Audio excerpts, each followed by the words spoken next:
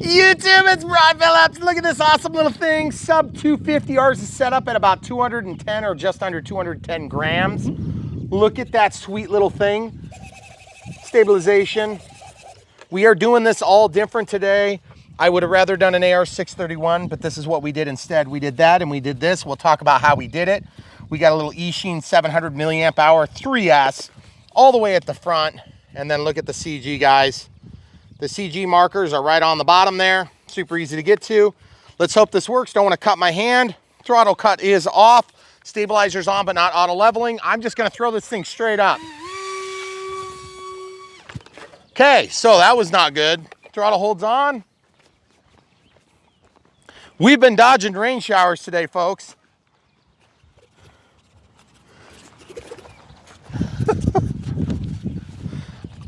Did you lose? Oh, a sticker on landing? Oh, it came off the bottom of it. I was like, what are the chances of that? I thought it was a prop. Okay, so that's just stuck on there. Okay, here goes nothing. We probably need to trim a little bit. Okay, throttle cuts off. There we go. Okay, throttle cuts on.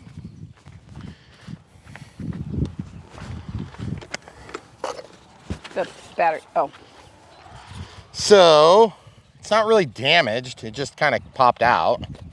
Everything still goes back together. This thing is quite resilient, as you can tell.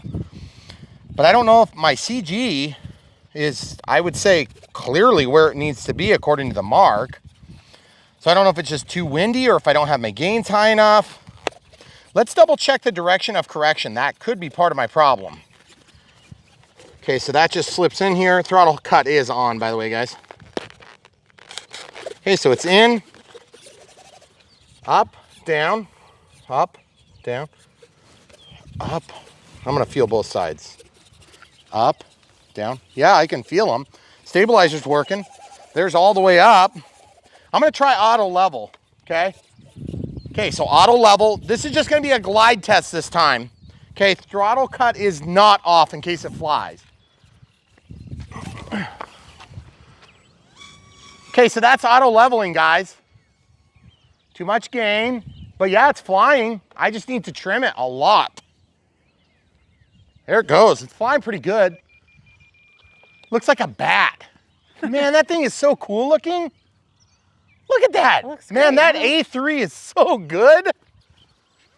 That is incredible. Oscillation, not to be surprised by. Okay, so auto leveling works great. Turning down the gain. Oh yeah, baby, look at that thing. I hate that I have to use auto leveling right now, but I just didn't have enough, I didn't have my trim right. Feels like, I mean, I definitely have my CG correct, no doubt about it. So let's go up a little higher. Okay, now shut off. Oh yeah, she's good now. I just didn't have enough to get it off the ground, folks. 50% throttle there. Excuse me, 40. Here's 50.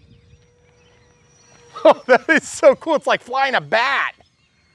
Oh, a little bit too much gain. Gain's down. She wants to be moving to fly. Not really a big surprise. I'm flipping to my higher expo rate, which is also going to drop our output rate a little bit. Camera crew's probably hating me right now for flying this plane today. Let's go over into the bull. Guys, this thing is actually ultra stable. Really happy with it. That A3L is surprisingly good. Not surprisingly, I've used them before. Excuse me, A3 Super. Come up to the edge there, camera crew. Thank you, perfect. Look at that, 20% throttle, just cruising along. It is not calm today. It is windy.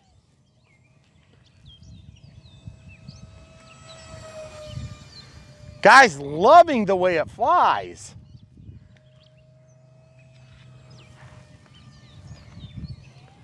%, throttle here. Little oscillation, and oscillation is down. I'm trying to get my trim set.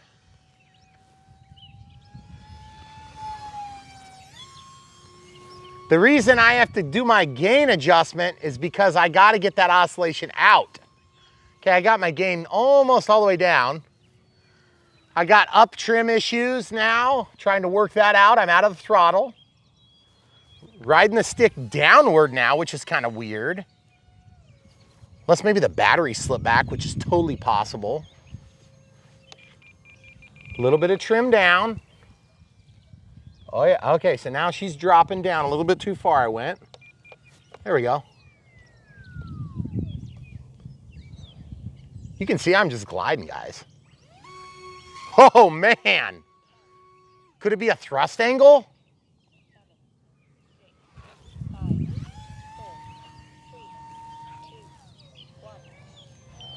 I keep trying to use my rudder, folks, and I don't have one.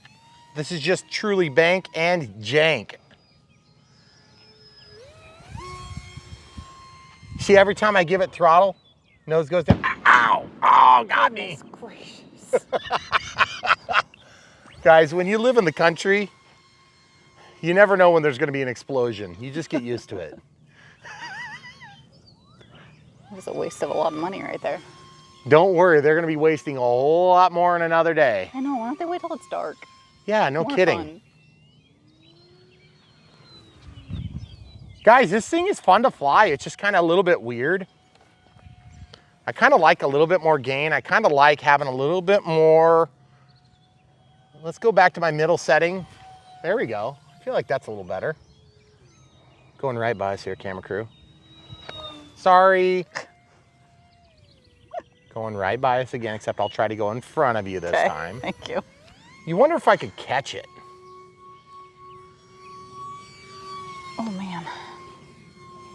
I know it's hard to tell the top from the bottom, isn't it? I was just trying to zoom. Did you hear that frog? Oh, it was, yeah. Woo! Just blew out their eardrums. Oh, that is a frog. I was It like, is. what is that thing? He's got to be like. He's like on the gutter. He's in the speaker. You ready? Are you paying attention to the plane? Yeah.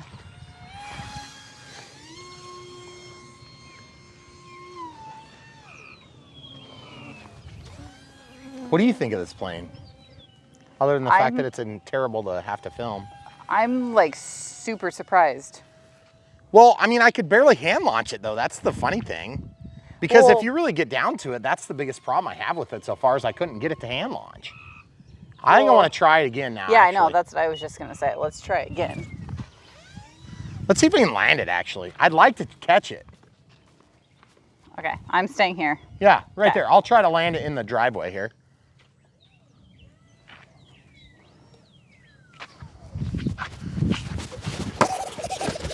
First try.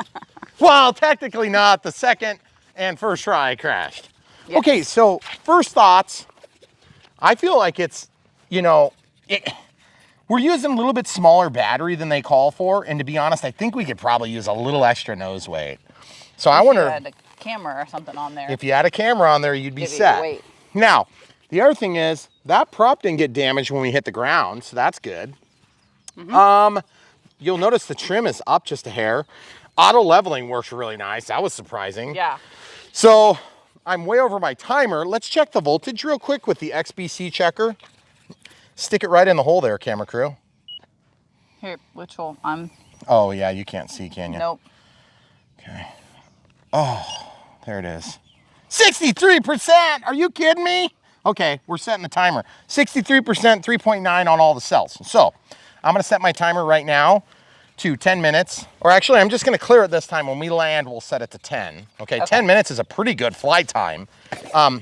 Granted, some of you guys are gonna be getting up there and just doing FPV, you know, much lighter duty work than what we're doing. We're trying to do aerobatics and things like this. Who knows? Okay, so you know what? Hold this, please. I want to show them one adjustment. Let's hope they can see good. Can you even see? Hey, hold still. Thank you. Yes. Okay, so I'm gonna click. I'm gonna go to dual rates and expo, ailerons, elevator, and rudder. Okay, there is no rudder. So elevator's good. Ailerons, I want to kick up. Okay. And then on the top setting, I want to go even higher. Okay. So we're good to go. So now that's a little bit more expo but only on the roll axis, because I feel like the roll axis gets a little bit crazy on me. And as you know, with Expo, you turn up the Expo and you can still get it by just pulling the stick all the way over, okay? With rates, you lose it, okay? So it's gone. You can never get it unless you switch out of that rate. Okay, throttle holds off or throttle cuts off. I'm gonna try for a launch. You gotta get this thing flying, okay? So full throttle. Woo! See, that's the problem. It's quite hard to get it to fly. Yeah. Throttle cuts on. Okay. Not damaged at all. This thing is pretty resilient. I think my battery probably slipped. Let's check that out. Can you just light it like last time? I guess. That I don't like. Dang it.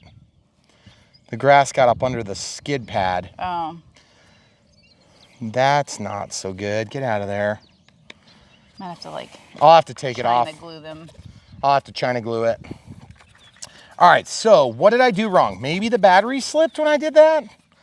You know what I'm gonna do? I'm gonna make a setting for launch. Okay? I could just put it in auto leveling. Okay, El Holdo. Just like this, throttle cut is on. Okay. Okay, so watch this. Mixing. Okay, normal. I'm gonna make a switch. So the input is gonna be, what is that switch? B, switch B to elevator, and it's only on in this position or this position, okay? And the rate is gonna be, I don't know. Let's go like 50, 60. Okay, so now we're just looking at the screen. Now let's look at elevator. See how it moves the elevator up? Mm-hmm.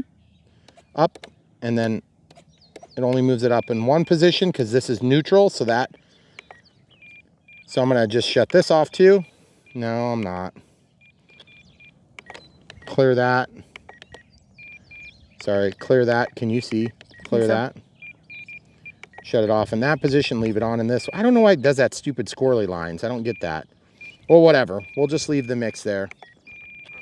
It's not gonna do anything, so I'll just put it up to 100%, and then I'll just set the rate to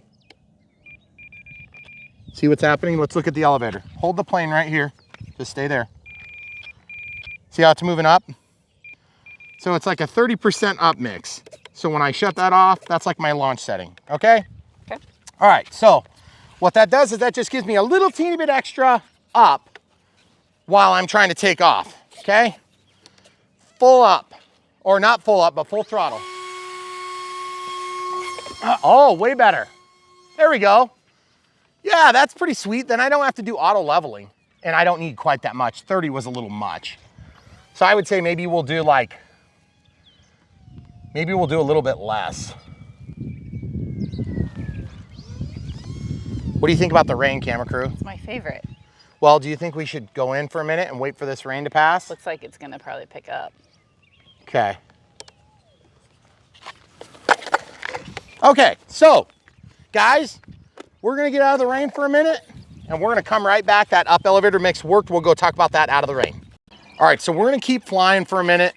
The rain is kind of on and off again, so we're gonna just do the best we can. We're gonna try our takeoff flaps. We have landing flaps now, which are actually like spoilers, but you know, not really flaps at all. So throttle cuts off, full throttle. Oh yeah. Okay, out of the flaps.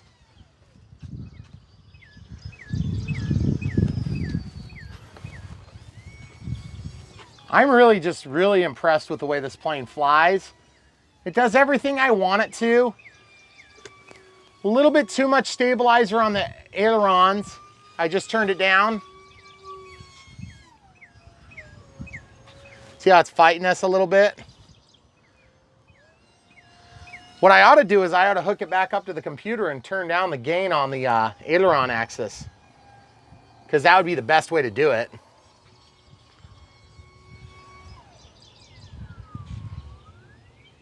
Are you able to see, camera crew? Yeah.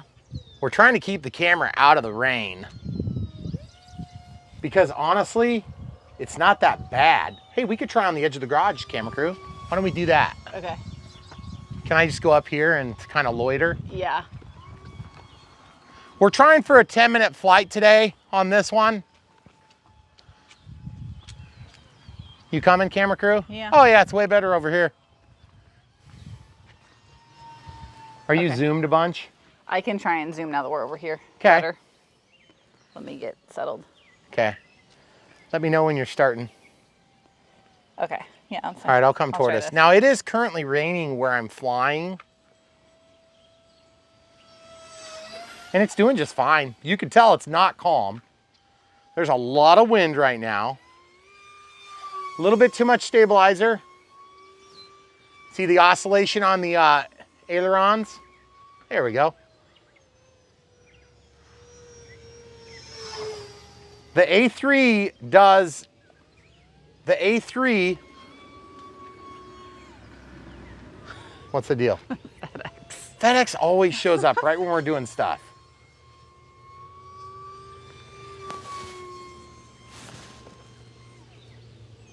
Out of the throttle altogether. Is he up there waiting for us or anything? He's just at his normal spot behind the... Okay, good. We should be fine. Okay. Over here. Except that he can't see us. That's all right.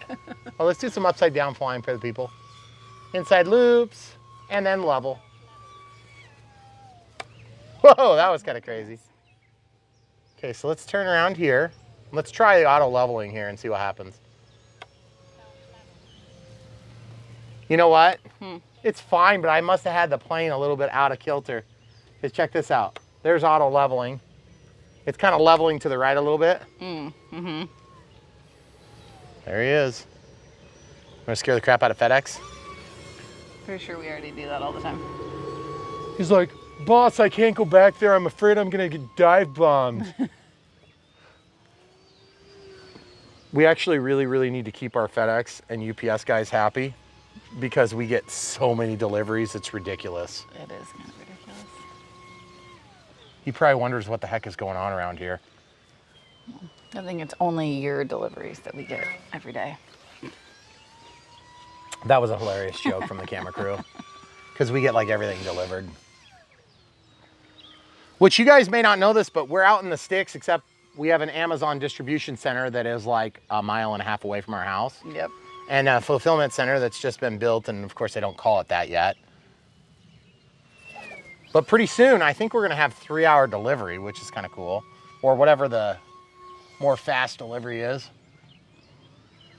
That's good. Those 2 days are a really long time when I need glue sticks. That's true. Well, when I need glue sticks, it's a big deal too. All right, here we go, full speed pass. So one complaint I have about this plane is that while it is awesome, it's maybe not incredibly fast, okay? Really? I think it's not incredibly fast. Just because it's hard to film doesn't mean it's incredibly fast. It's not lame at all. It's awesome. But if I had to pick, I mean, that's... Well, I mean, like 4 inches from your head, it's kind of fast. Wow. I mean, I can't... I have to feel like maybe that was a little bit weak. Let's try. Full throttle. There we go. Guys, I'm real impressed with the way this plane flies. I mean, now that we've kind of worked out, let's try some landings. Let's go see what we got over here. Be careful about filming there, camera crew. It might be an early release. You never know. I'm gonna walk out here, camera crew. Okay. Where the heck is it? Oh, it's on the porch. It's small.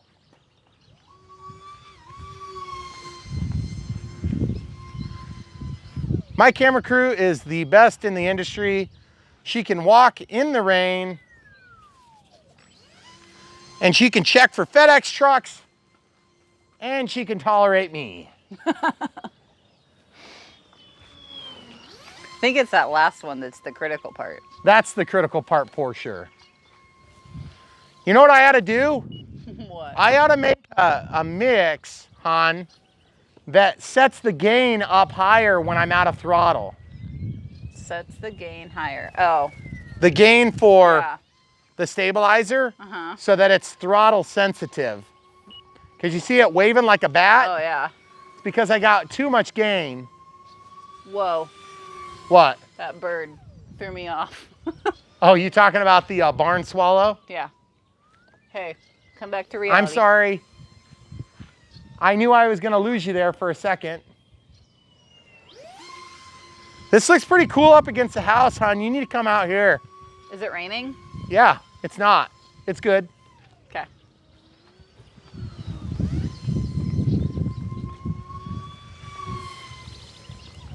This plane is so fun to fly, guys. It really is. And like, my minor complaints about it are just so minor. Okay, there's our landing flap configuration. Out of the flaps. Hey, Yeah. all the way out here if you can. Like where I am. Like over by your wonderful husband and beautiful, beautiful camera crew. Over here by your wonderful husband. Yes, there you go. That way I won't accidentally hit you with the bat flying object.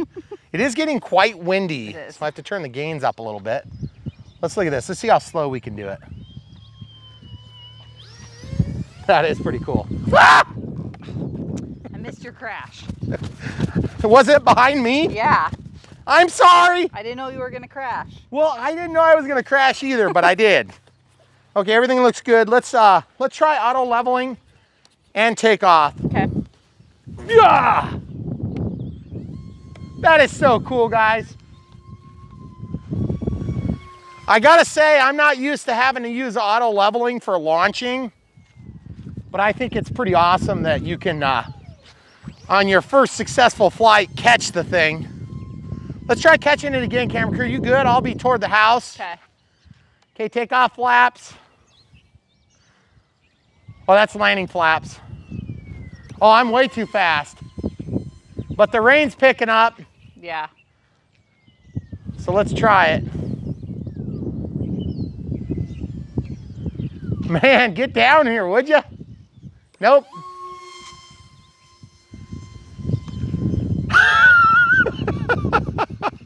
I'm sorry, camera crew. Here we go. All right, I'm doing it this time, I promise.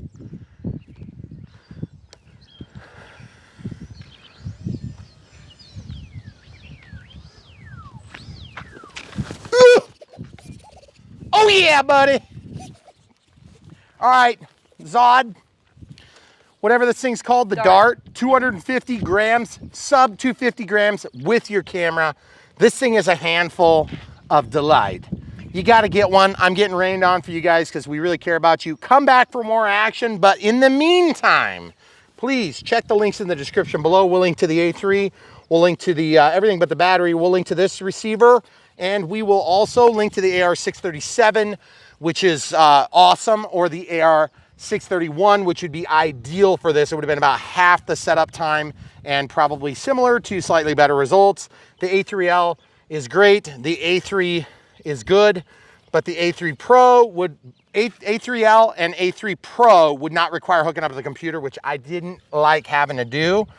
But it is a little bit more sophisticated, more stuff you can do, but it did take up a lot of our build video, which I'd like you to stay tuned. We're gonna make some comments about our final setup here, and we'll do that coming up next. Thanks for watching. Don't forget to like and subscribe, guys. Click the bell for notifications. Do all the normal things you do for YouTubers. We really do put a lot of heart and soul into our videos for you, and we wouldn't be doing it if it weren't for you coming back. So please keep doing that, and we'll keep putting together this awesome footage for you. All right, so we're gonna keep flying for a minute. The rain is kind of on and off again, so we're gonna just do the best we can. We're gonna try our takeoff flaps. We have landing flaps now, which are actually like spoilers, but you know, not really flaps at all. So throttle cuts off, full throttle. Oh yeah. Okay, out of the flaps.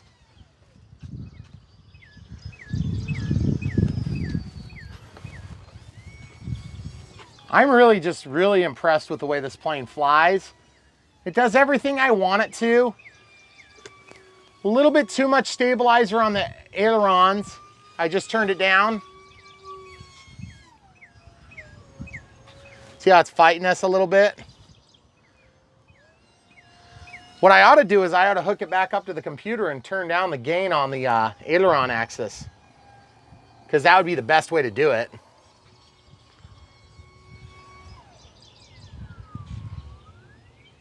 Are you able to see, camera crew?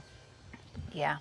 We're trying to keep the camera out of the rain because honestly, it's not that bad. Hey, we could try on the edge of the garage, camera crew. Why don't we do that? Okay. Can I just go up here and kind of loiter? Yeah. We're trying for a 10-minute flight today on this one. You coming, camera crew? Yeah. Oh yeah, it's way better over here. Are you Okay. zoomed a bunch? I can try and zoom now that we're over here. 'Kay. Better. Let me get settled. Okay. Let me know when you're starting. Okay. Yeah. All All right, I'll come toward try us. this. Now it is currently raining where I'm flying. And it's doing just fine. You can tell it's not calm. There's a lot of wind right now. A little bit too much stabilizer. See the oscillation on the ailerons? There we go. The A3 does, the A3, what's the deal? FedEx always shows up right when we're doing stuff.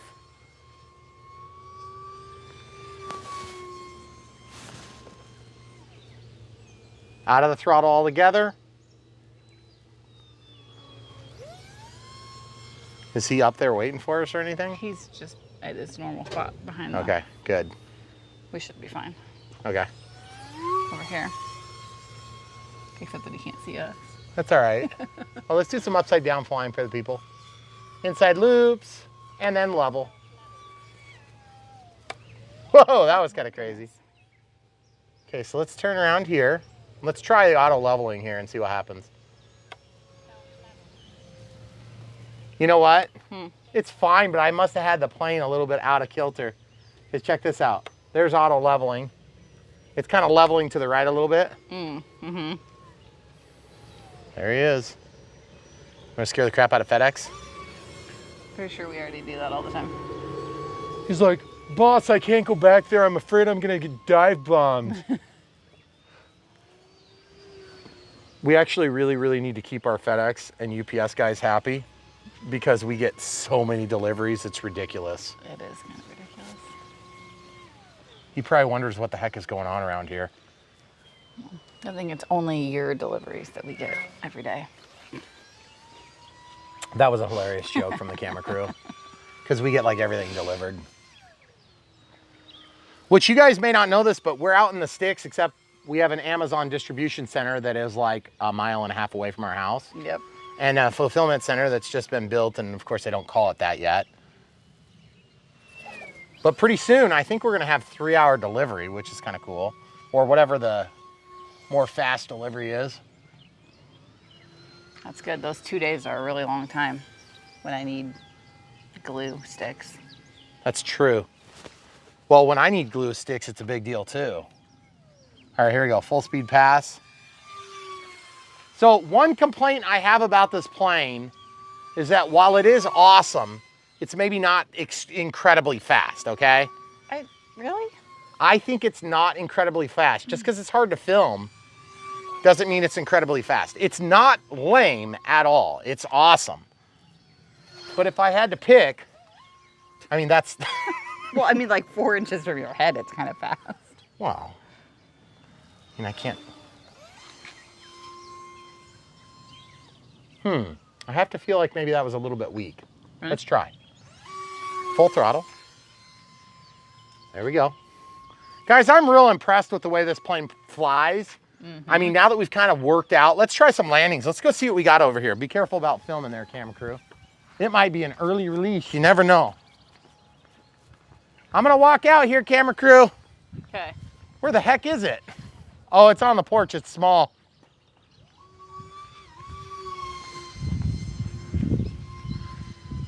My camera crew is the best in the industry. She can walk in the rain and she can check for FedEx trucks and she can tolerate me. I think it's that last one that's the critical part. That's the critical part for sure. You know what I ought to do? What? I ought to make a mix, hon, that sets the gain up higher when I'm out of throttle. Sets the gain higher. Oh. The gain for Yeah. the stabilizer, Uh-huh. so that it's throttle sensitive. Because you see it waving like a bat? Oh, yeah. It's because I got too much gain. Whoa. What? That bird threw me off. Oh, you talking about the barn swallow? Yeah. Hey, come back to reality. I'm sorry. I knew I was gonna lose you there for a second. This looks pretty cool up against the house, hon. You need to come out here. Is it raining? Yeah, it's not. It's good. Okay.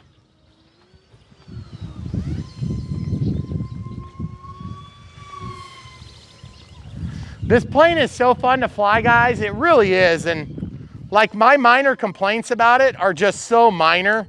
Okay, there's our landing flap configuration. Out of the flaps. Hey, Yeah. all the way out here if you can.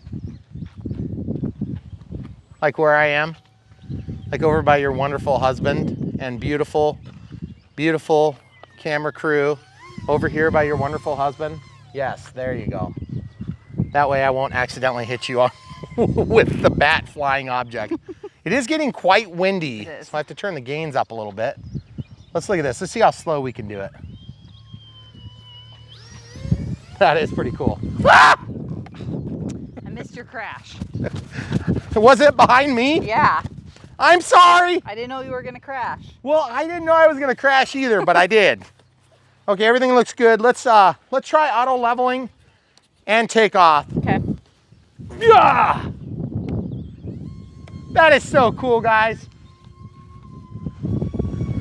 I gotta say, I'm not used to having to use auto leveling for launching, but I think it's pretty awesome that you can, on your first successful flight, catch the thing. Let's try catching it again, camera crew. You good? I'll be toward the house. Okay. Okay, take off flaps. Oh, that's landing flaps. Oh, I'm way too fast. But the rain's picking up, Yeah. so let's try it. Man, get down here, would you? Nope.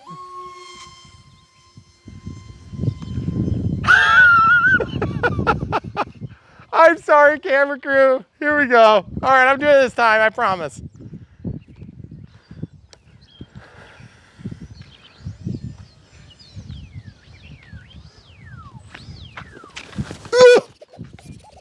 Oh yeah, buddy.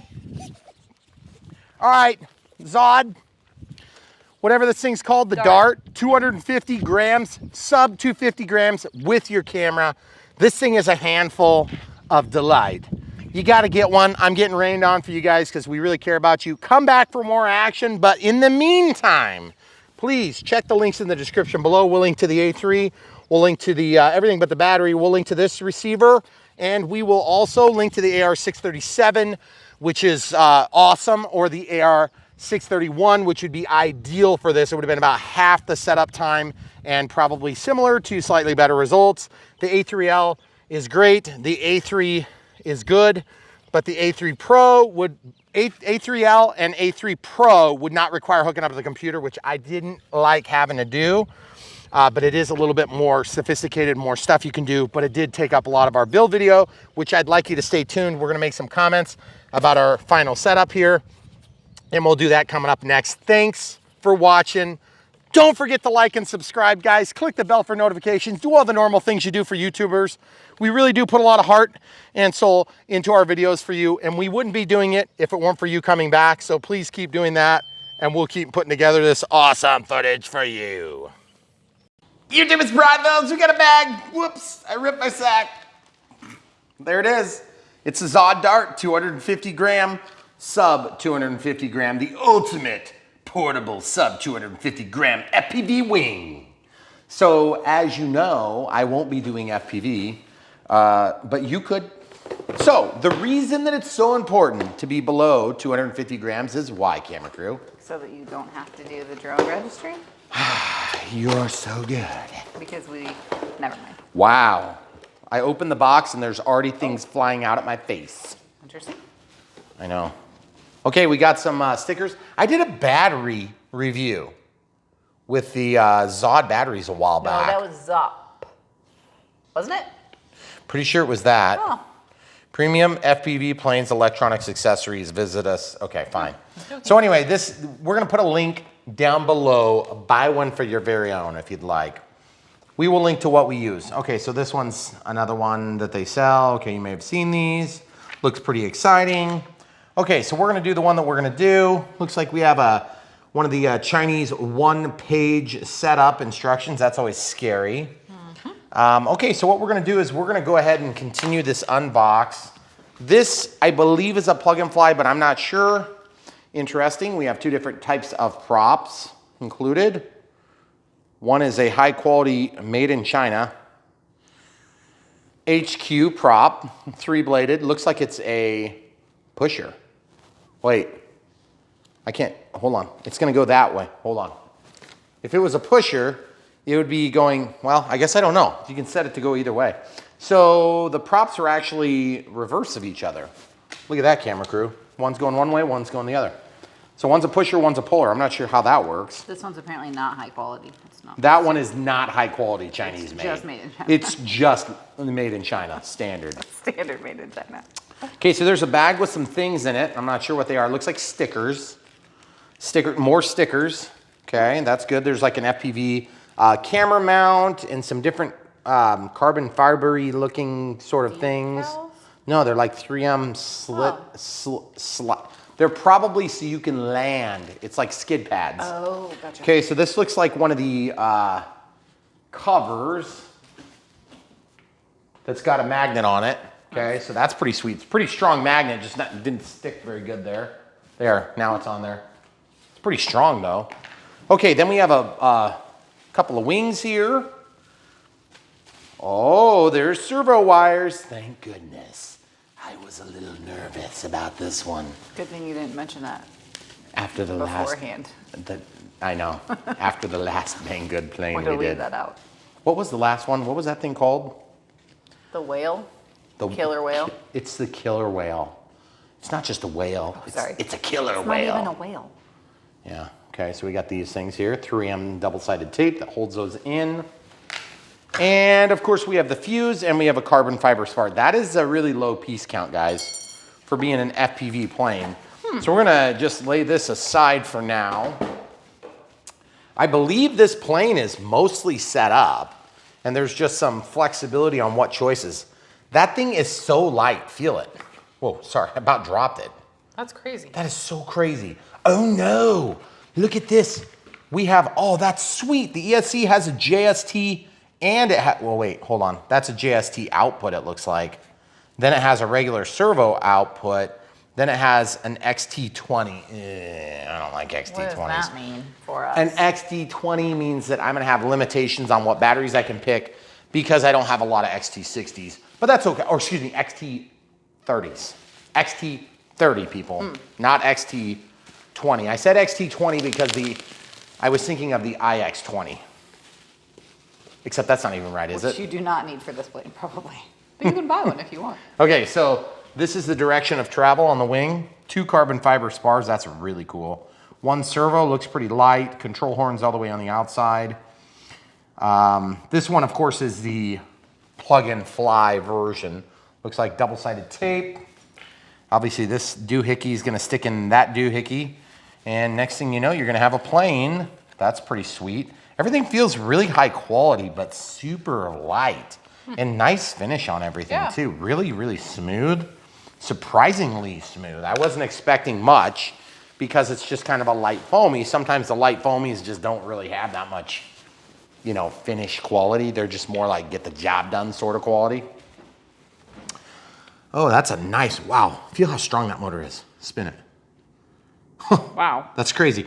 When you can really feel the resistance in that motor, that is so cool. So this is a ZOHD, so a ZOHD, I'm calling it, 1406, 2600 kV. So that means 14 millimeters by 6. That's weird.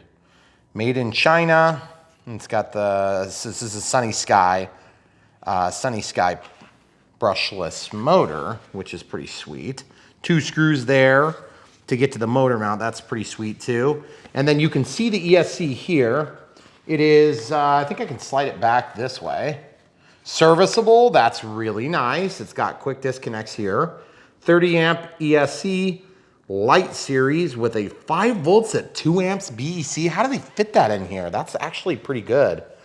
That's like really actually pretty good for how small this is. And then the battery is 234S voltage at 16.8 volts max. Okay. So that's all good. There's plenty of room for a bigger ESC if you decide to do it. A little bit of twist there, some carbon fiber here that actually holds the top together. And then of course a location for a camera, but they do come with covers like this. So if you want to put that cover on there, you actually you would normally route your camera into here, and there's a little pass-through for the cable. So this is a super simple, basic assembly, it looks like. Then we get to figure out the receiver, which to be honest is really not that big a deal.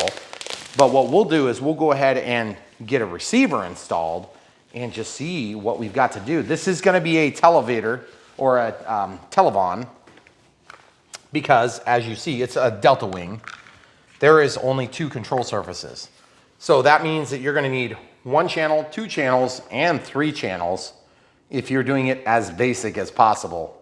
But typically there is an elevator channel and an aileron channel, and that's the way that those things get mixed.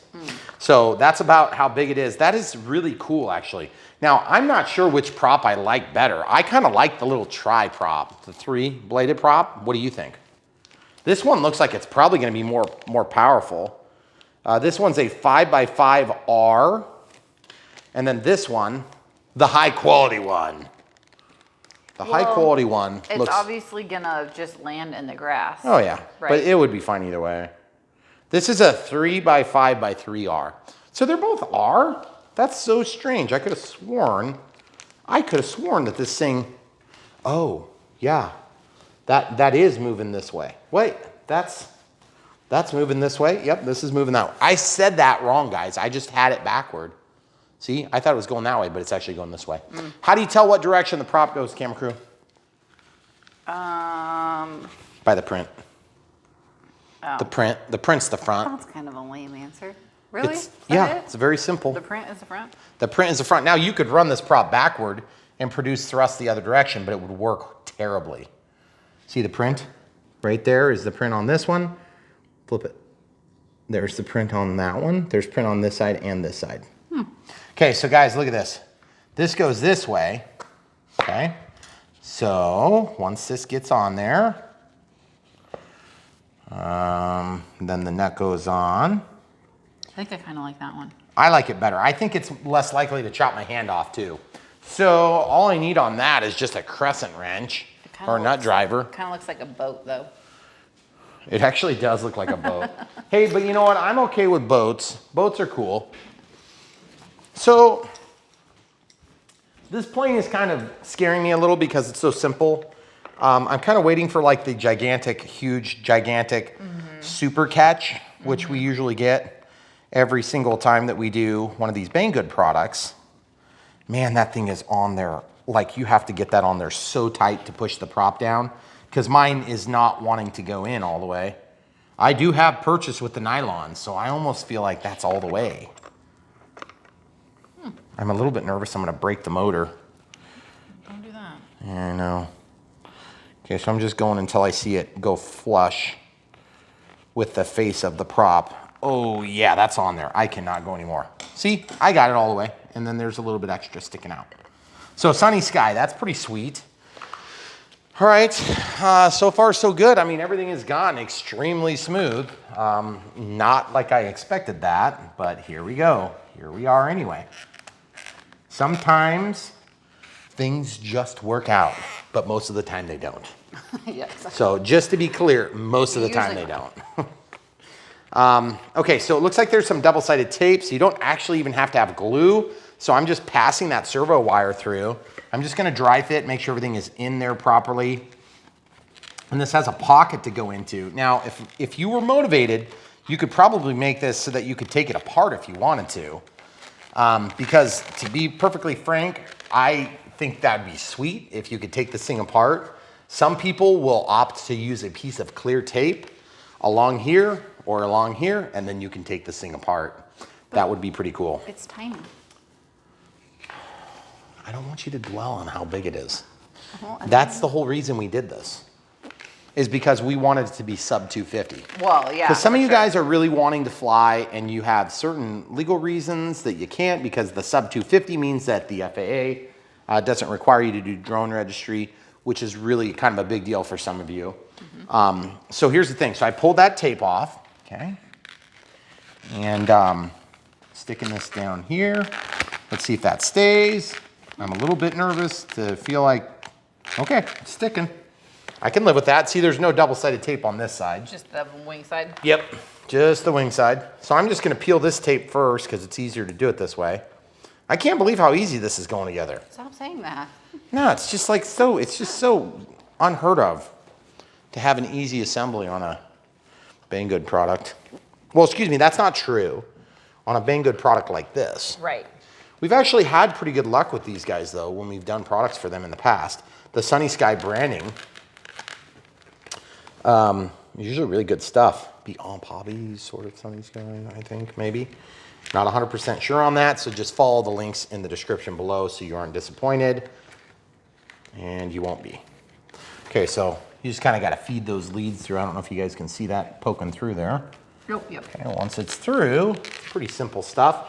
One thing that would make this build a lot easier, if you're wanting to make your life easier, would be to have a pair of forceps, also known as hemostats, available and at ready access for when you do have one that kind of fights you, because then you can grab those cables and yank them through. But I didn't actually need that. It was just more to show you that they could be quite helpful. Okay. Just slide that sucker in there and then slide this sucker in there. It's really pretty simple. Yeah. And then obviously, I mean, that's a cool shape. It looks like a woman's shoe, I think. That is actually really cool looking. I like the way it looks. It's cool. I didn't think I was gonna like it, okay? So that's why I didn't initially review this. But I'm kind of liking the way it looks now. It's cool. Maybe it's like an Al Bundy sort of thing. I'm happy for you. Do you even get that reference? Al Bundy sort of thing. He was a shoe salesman. Oh, I forgot that. Married with children. I don't know if I can use that reference. It's probably copyrighted. Allowed to watch that show. Well, trust me, neither was I. But that's okay. So these wings need to go here and here, respectively. Okay. So that looks pretty totally sweet. There's a right and a wrong. Yes, because they're angled, right? Yeah, there's a right and a wrong. Okay. So now we're not going to be doing flap rounds on here, obviously, because flap rounds would just act as an elevator. So the only way you'd be able to do a flap run on here is if you added a canard, and then you could use the canard as an elevator, and then you could run that to counter your flap rounds, and then you could slow it down in that way. Or you could cut in a leading edge slat that would be active, and that would work to oppose the flaps as they droop. So don't think we're going to be doing that. There's also this cover here too, camera crew. See that? So I think I remembered seeing something that looked like that shape. I don't know if it's this. It's definitely not that. Oh, it's this. Yeah. So that's where that's going to go. Oh. That's actually pretty sweet too. Is it? It's a vented copper. Cool. But I just don't know for sure if I need in there yet. So I'm sort of reluctant to do that at this point. Now let's look at the instructions. Okay, so come over here. So this is the model. Burst current, BEC.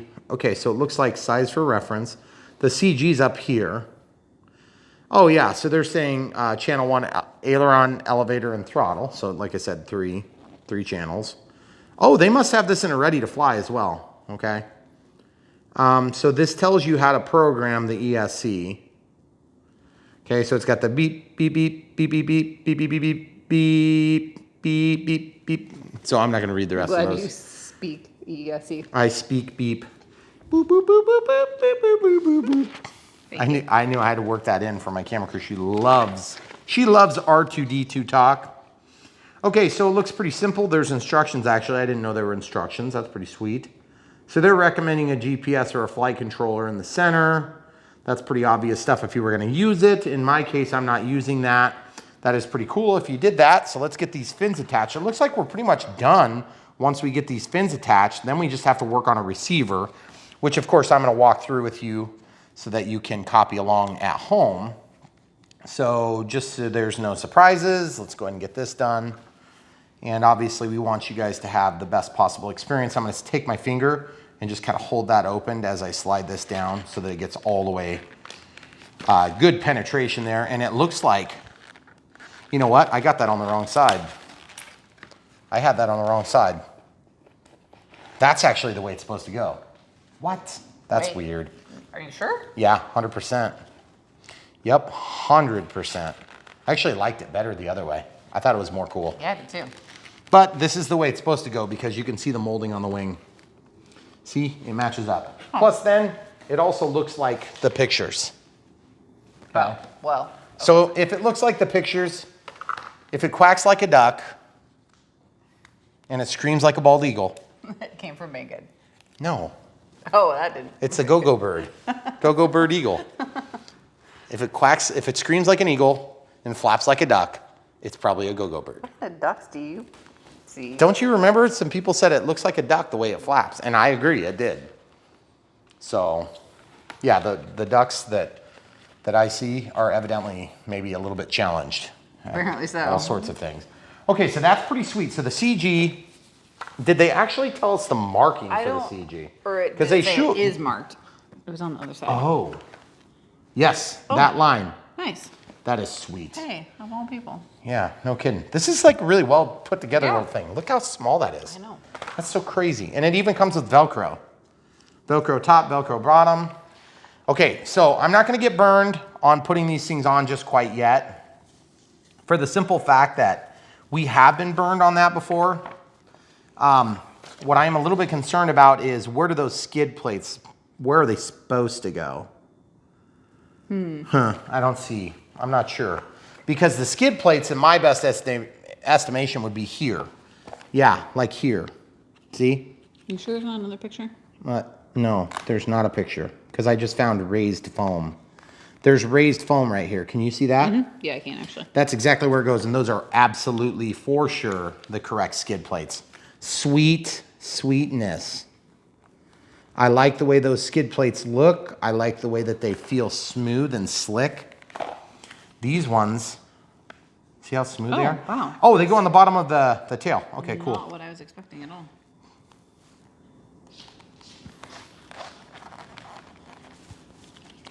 Okay, so then these ones go here and then here. Yeah.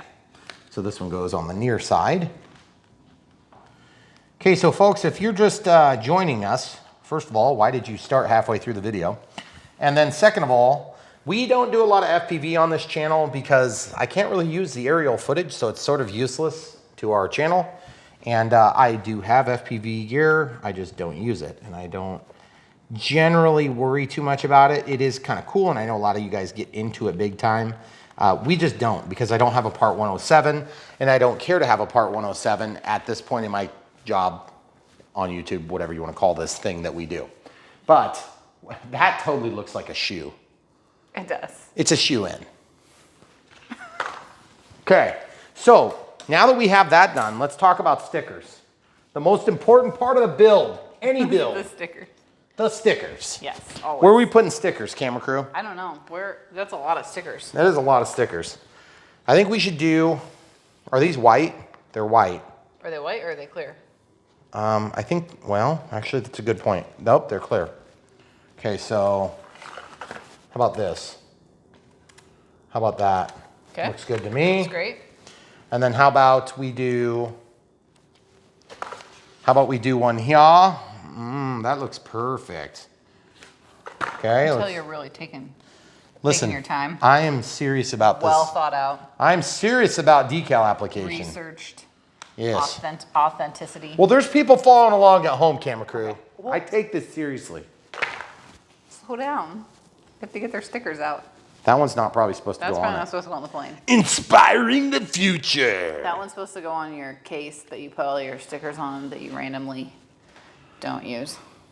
I'm actually just gonna do it here because then it'll like blind me every time I turn the plane upside down. Sweet. Yep, and it won't blind the camera crew at all though. Oh, not a bit. It'll be just fun for her. I'm thinking we're gonna put this. How many more stickers do you need? I'm putting all the stickers on. I'm not wasting one sticker. So this wing is where we did that, so I'm gonna do the same wing. Oh yeah, that's beautiful. I like the way it looks actually. It's kind of sweet. It's kind of sweet, I'm not gonna lie. I like it. I kind of like the simplicity. I like it a lot more than I thought I was gonna like it, and it's like really cool. Okay, so this is probably not gonna look good there, so I'm gonna do it here. Oh yeah. That way there's not a single angle that is unmarketed. We do enjoy a good marketing video. Just saying. That looks sweet. Okay, what do you think about this? I got 3 left, camera crew. Here. That's what I was gonna do. Okay. Man, great minds think Now alike. we're on the same page with your excessive decal application. There's 1 extra. Oh no. What are we gonna do? This is tough. Well, is it a little? Oh, it's a little one. You are really just, don't be a sizist. Well, I mean, So this one here, we also have, this one here is what covers up where the camera would be. oh, but it's not gonna fit there. Why would it not fit there? Or are you gonna like cover it so it sticks on? Well, I was thinking about maybe trying to put this on and then maybe put the ZOHD right on Because there. your other cover is black, Oh right? no, how does that stick on there? Please don't say they gave us every single other thing. Wait, does it go this way? Wait, how does It it go on goes there? this way. I'm 100% certain that that's where it goes. Okay? But my only concern is where's the double-sided tape or whatever? Maybe we were supposed to stick it on with a sticker. Oh man, that would really What's irritate that? me. Oh, that's the back Yeah, of the that's sticker. just backing. So I don't know, unless this does have 3M double-sided tape, and this is definitely Velcro. So I want to use that for the battery potentially. That's strange. Of all the things that were included, I didn't expect them to leave the glue out. Huh, well, I think I'm gonna leave that like that. I don't know if, I'm just curious like how it would look if I did it intentionally backward. No, it looks like I screwed up. This is how it looks. Oh, we don't want to do that. Nah. Okay, so let's glue that right now. I got an idea for glue. By the way, I do have canopy glue, but I'm too lazy to get it, Yeah, obviously. of course. So what I'm gonna do is, I think I'm gonna use some Dynam glue. Dynam China glue. This is the China glue as opposed to CA. You could probably get away with CA, but sometimes CA will discolor this plastic, so I don't think that's gonna be a very wise way to do it. So let's China glue this up like crazy right here. Just go real heavy. Goodness gracious. I know, I just got it all covered up. Okay, so now what I'm gonna do with the China glue is I'm not gonna stop with that. That would be too easy. I'm gonna glue on this side too. Does this fly at like the speed of sound? Yes, Oh, well, it's actually Mach 7. might still be a little excessive. Mach 7.5. I had to redesign all sorts of fuels so that they wouldn't evaporate upon combustion or whatever weird thing happens at Mach 7. That might be slightly hard for me to film. Mach 7? I'm only rated to like Mach 5 Oh, really? Okay. Yeah. We'll have to to upgrade. find a new camera crew. Shoot. I know. You can only wish, right? Okay, so I'm just kind of spreading this along here. And the idea is to get good adhesion. So I'm like really kind of going a bit overboard. I think you'll. I'm going overboard on purpose because this thing is mounted on the front of the plane, okay? And there's gonna be air that gets blown in there every time we fly. And I don't want it to, blow its load every time we fly. So we're gonna do it this way. And it's gonna work great. Okay. So I'm gonna let that cook for just a second. We'll cap up the China glue. Okay, so really, honestly, the next step would be to install this if we knew we were ready for that. Trouble is, I don't know for sure that we're ready, so I think I'm gonna just pop these little center pieces out. There are, whoops, I started to peel the backing. That is some super sticky stuff, crazy. I'm just wondering if we could put those on there somewhere and then somehow improve the appearances with those too. Might be kind of cool. It would almost look like vortex generators on the wing tips, on the leading edge of the wing. The camera crew is shaking her head like she does not like my vortex generator idea. I personally think it was awesome. Probably the best idea I've ever had in my life. Thanks. But she doesn't like it. Yeah, you're welcome. I'm glad I you ranked under it goes vortex generator idea. Pick my wife. I didn't know where I should put it. At least I'm second. I figured, yeah, it's second, exactly. Fine. So I think what we should do is, I'm about 99.9999% sure. So that's a pretty low chance of being able to stick anything in that hole. It's a little too tight. What do you think? I'm gonna stick it. All right. I'm have some confidence in my ability to screw up. Wait, I said that backward. Yes, that's what I was thinking. I'm gonna do it. I'm doing it. I've made a decision. It's gonna be super. This is yes, that is true. I'm trying not to stick this on my belly because I have glue adhesives going on. Yeah, that's gonna get like covered in dust. Yeah. Because it's got like adhesive all the way across the bottom, because you don't just pull the backing off the edge. See, you pull the backing off the whole thing. Hopefully your ESC wire doesn't need to move. Well, I can pull that down actually. Okay. Yeah, see.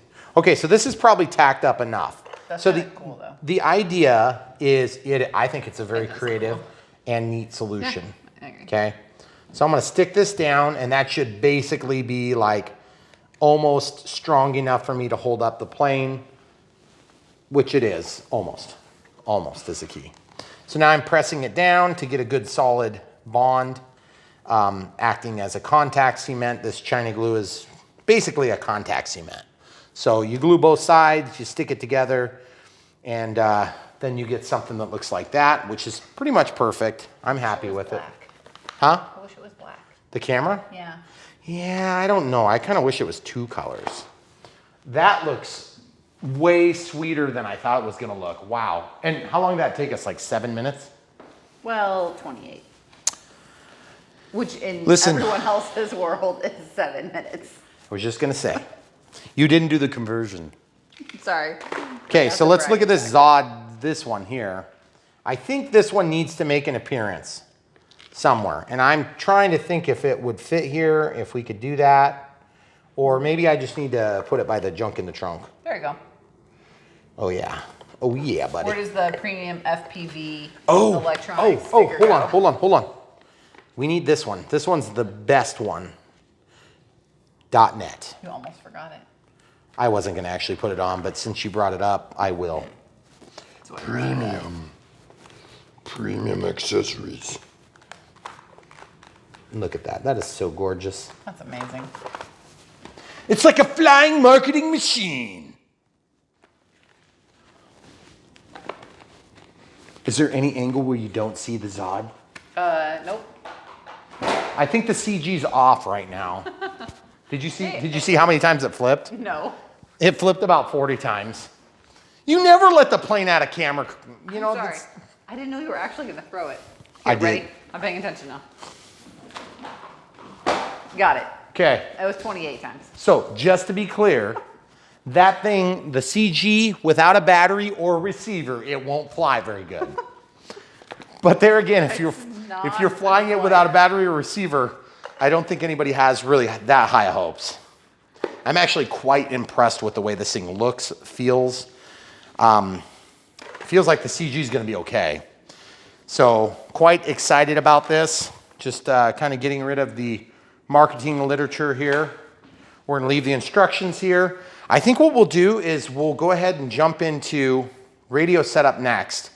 And I might need just a second to clean up and come right back. All right, so we're back for the radio setup. We're gonna use the NX8, which of course I'm gonna use because that's what I like to use.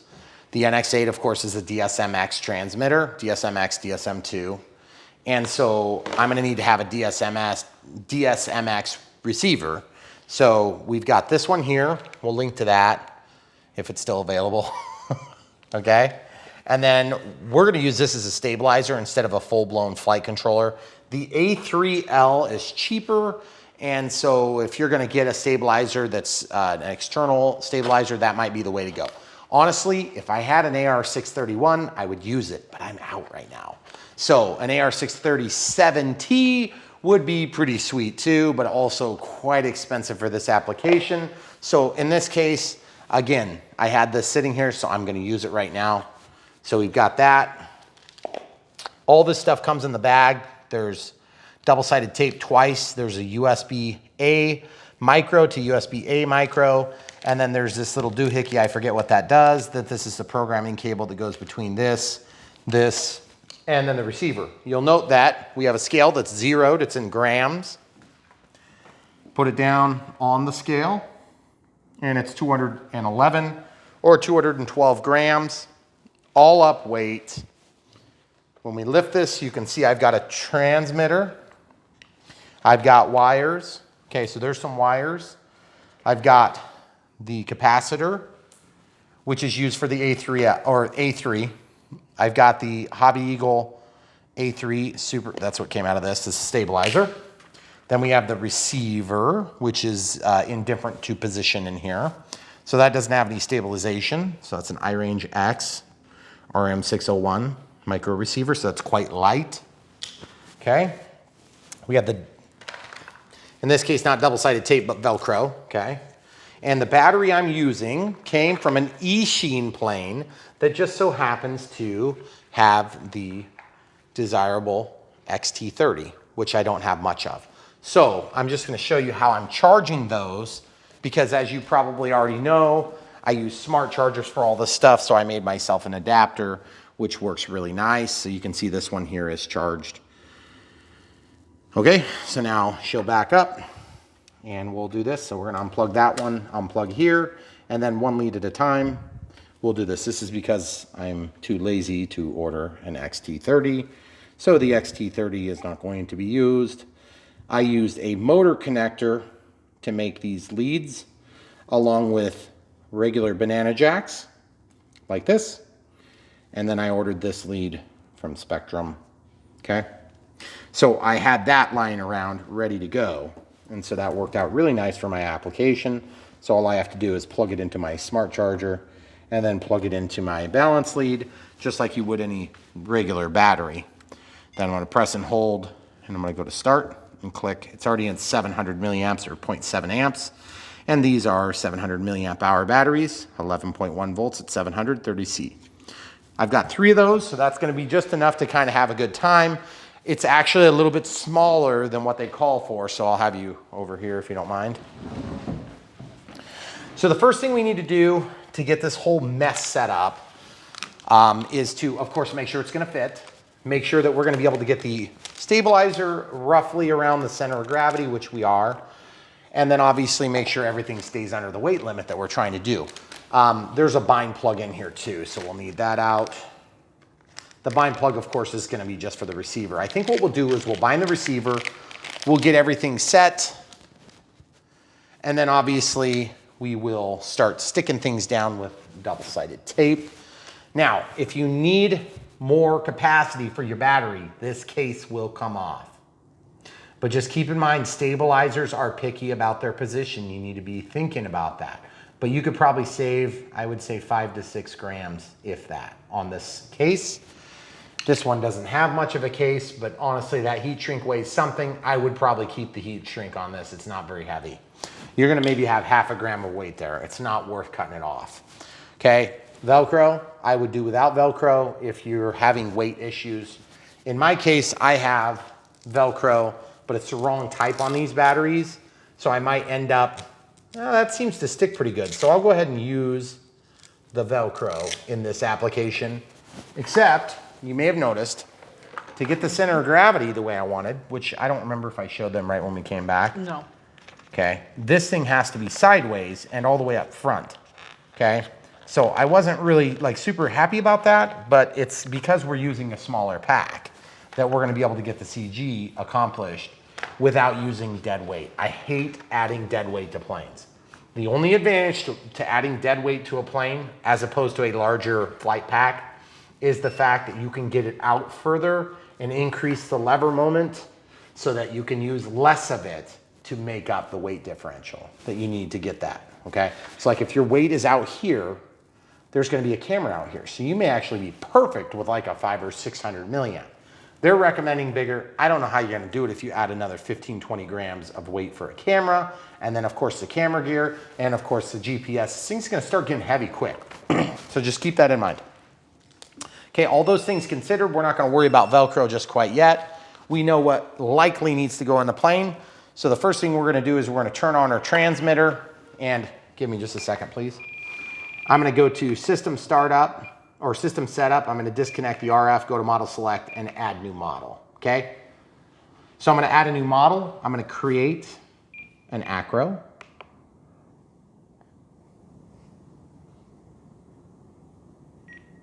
And then I'm gonna go to model type.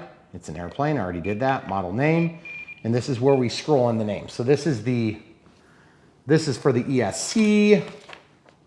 This is for the plane. It's called the Dart 250 gram ultralight or something like this. So I think in this case, I'm gonna start by clicking, and then I'm gonna scroll over to ZOHD. I'm gonna type the ZOHD part. And we'll come back when we get that typed in. Okay, so we've got the ZOHD Dart 250G in there, which is a little bit of a escape for us. We don't typically put the weight on there. We usually put the wingspan, but in this case, that's kind of the thing. So we're calling it that. Aircraft type, the wing type is gonna be normal, even though you're thinking you should be setting this up as a delta wing. Elevon, Elevon B, Elevon. That's what you would do if you weren't using a flight controller, or if you were doing an AR631 or an AR637T. So the reason you don't set that up is because we're not depending on forward programming to actually set that up. We're depending on a standard wing type that's gonna be mixed in the flight controller in this case, okay? So in that case, if you come back around, we scroll back to standard normal wing and normal tail. Next, I'm gonna click this and see if I can find something similar. Oh, that's pretty similar, good enough for me. And we're gonna walk back out. We're gonna set up first throttle cut, inhibit, flip the switch, switch H. You can see it's not working now, which is good. And then it is working now. You can see it's moving the throttle here, so throttle cut's on, perfect. Now I'm gonna go to timer. I have no idea what the timer is gonna be, so I'm just gonna set it to 5. I'm gonna turn on 1 out, or 1 time, which means once you go over 25% or whatever you set that value to, it's gonna start and count down from 5 to 0. At the end of 5 to 0, or at each of these increments, you can set an audio event. Okay, I'm gonna set them all to inhibit, except for the 10 to 1, which I'm gonna have voice, and expiration is gonna be tone and vibrate. Every minute thereafter, it's gonna be tone. And then we're not gonna worry about those because they're good, and we'll back out of the menu. Then the next thing we're gonna do is we're gonna go into the bind menu, put the receiver into bind mode before continuing. RF will be disabled. Okay, so the RF's disabled. We're gonna try this today, just because we can. Now, because we haven't initiated this, it's possible that the prop could start and chop all of my fingers off and kill everybody in the house. So we don't want that to happen, so I'm gonna use extra caution. And what's the worst case scenario if I'm wrong and that thing goes and I can't figure out how to shut it off? You hold it till the battery dies. Yeah, which would be terrible. Just in case you guys were wondering, because every once in a while somebody pipes up with some thoughts about my concept, but that's okay. That's all right. I've only built a couple hundred of them, never had a problem, except for a few times. But we've never had to do that. We've never had to do that. So, all right, so looking forward here, camera crew, we've got one channel and we have another channel. I think what we're gonna do is we'll scroll over here and throttles channel 1, then aileron and elevator. Okay, so it's gonna be channel 1, channel 2, channel 3. And you're like, but Brian, why are you using a 6-channel receiver? Because that's what I have. So this is 6-channel, plus it has PPM output, and it's got the bind up here. Okay. So channel 1, channel 2, channel 3. So channel 1 And then which one's signal? Looks like, oh, there's our layout. So it looks like minus is, well, that's could be more clear. I don't know which way. I don't know, because if you look at that, it could be either relative to where they're lying here, or it could be relative to, well, I'm just going to go with this one is minus. Okay, so the bottom is minus. So now the top is minus. We could be wrong.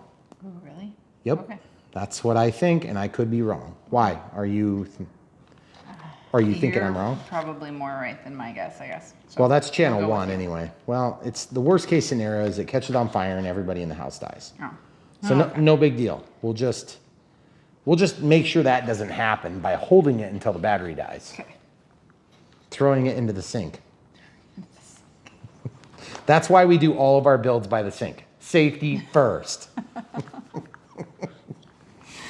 That's just a hilarious joke, guys. Now, you also have to remember that there is a stabilizer involved. So at some point, there's going to be a stabilizer involved. But right now, we're just getting the controls so that they're on. Then we're going to work out that aspect of it, okay? So the receiver's on there. We have a bind plug here.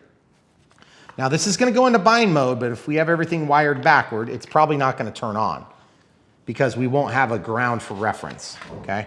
Now, note that this is a battery end, not a receiver end, okay? You see that? So this is like the same as a battery. So you could take that off and put whatever type of end you want, except that that's supposed to go into a GPS or whatever, flight controller, something like that. Okay, so let's cross our fingers and hope. Oh, I turned back on my, I'm going to go back into bind mode. Continue. Okay, then it's ready to bind. Okay, so now we're going to see if we got it right or if we got it wrong. I do have the bind plug installed. Okay, so I evidently got it wrong, camera crew. Okay. Well, that's nice that it times out like that. Nope, I didn't get it wrong. Wow, that's not very long. No, it's not. Oh. Oh. Okay. Oh, that's the ESC receiving power but not having signal. That's why we have this wrong. I'm going to quickly unplug all three. Actually, I'm going to unplug the power. We're going to switch this. So, as usual, ambiguous markings have left us looking stupid. I don't understand why it's so hard to mark that, but it evidently was challenging for somebody to communicate clearly how that's supposed to be. Some of you are probably screaming at the screen saying, Brian, it was super simple. You're just a moron. Okay, whatever. Yeah, like why is it not silk screened on here? Oh, they don't have silk screens on here. That's probably why. Wait, they do have a silk screen there. It says A1, A2. Super helpful.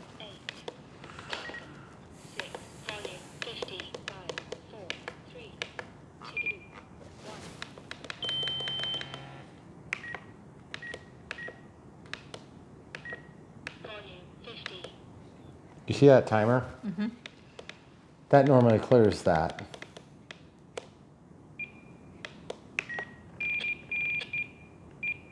Do you have to set that button? That button's working. No, in your timer.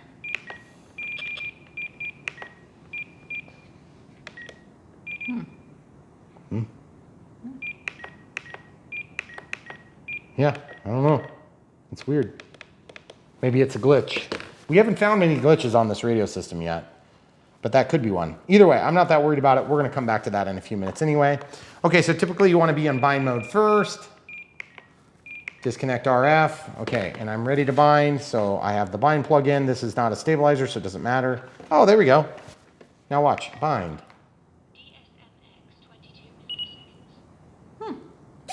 Okay.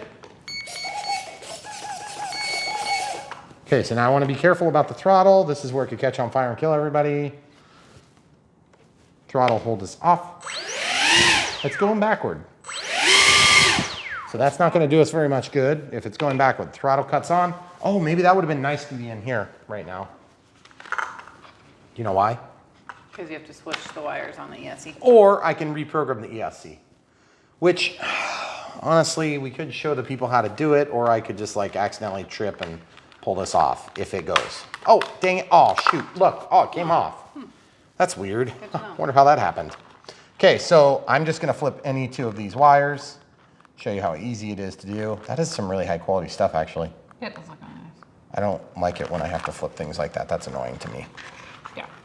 But whatever, it is what it is. It's really not that hard. It's just mostly annoying because I feel like I shouldn't be responsible for that stuff. And like this plane's pretty easy. Pulled the bind plug out. Now that can go over in our bag or soon to be bag of goodies.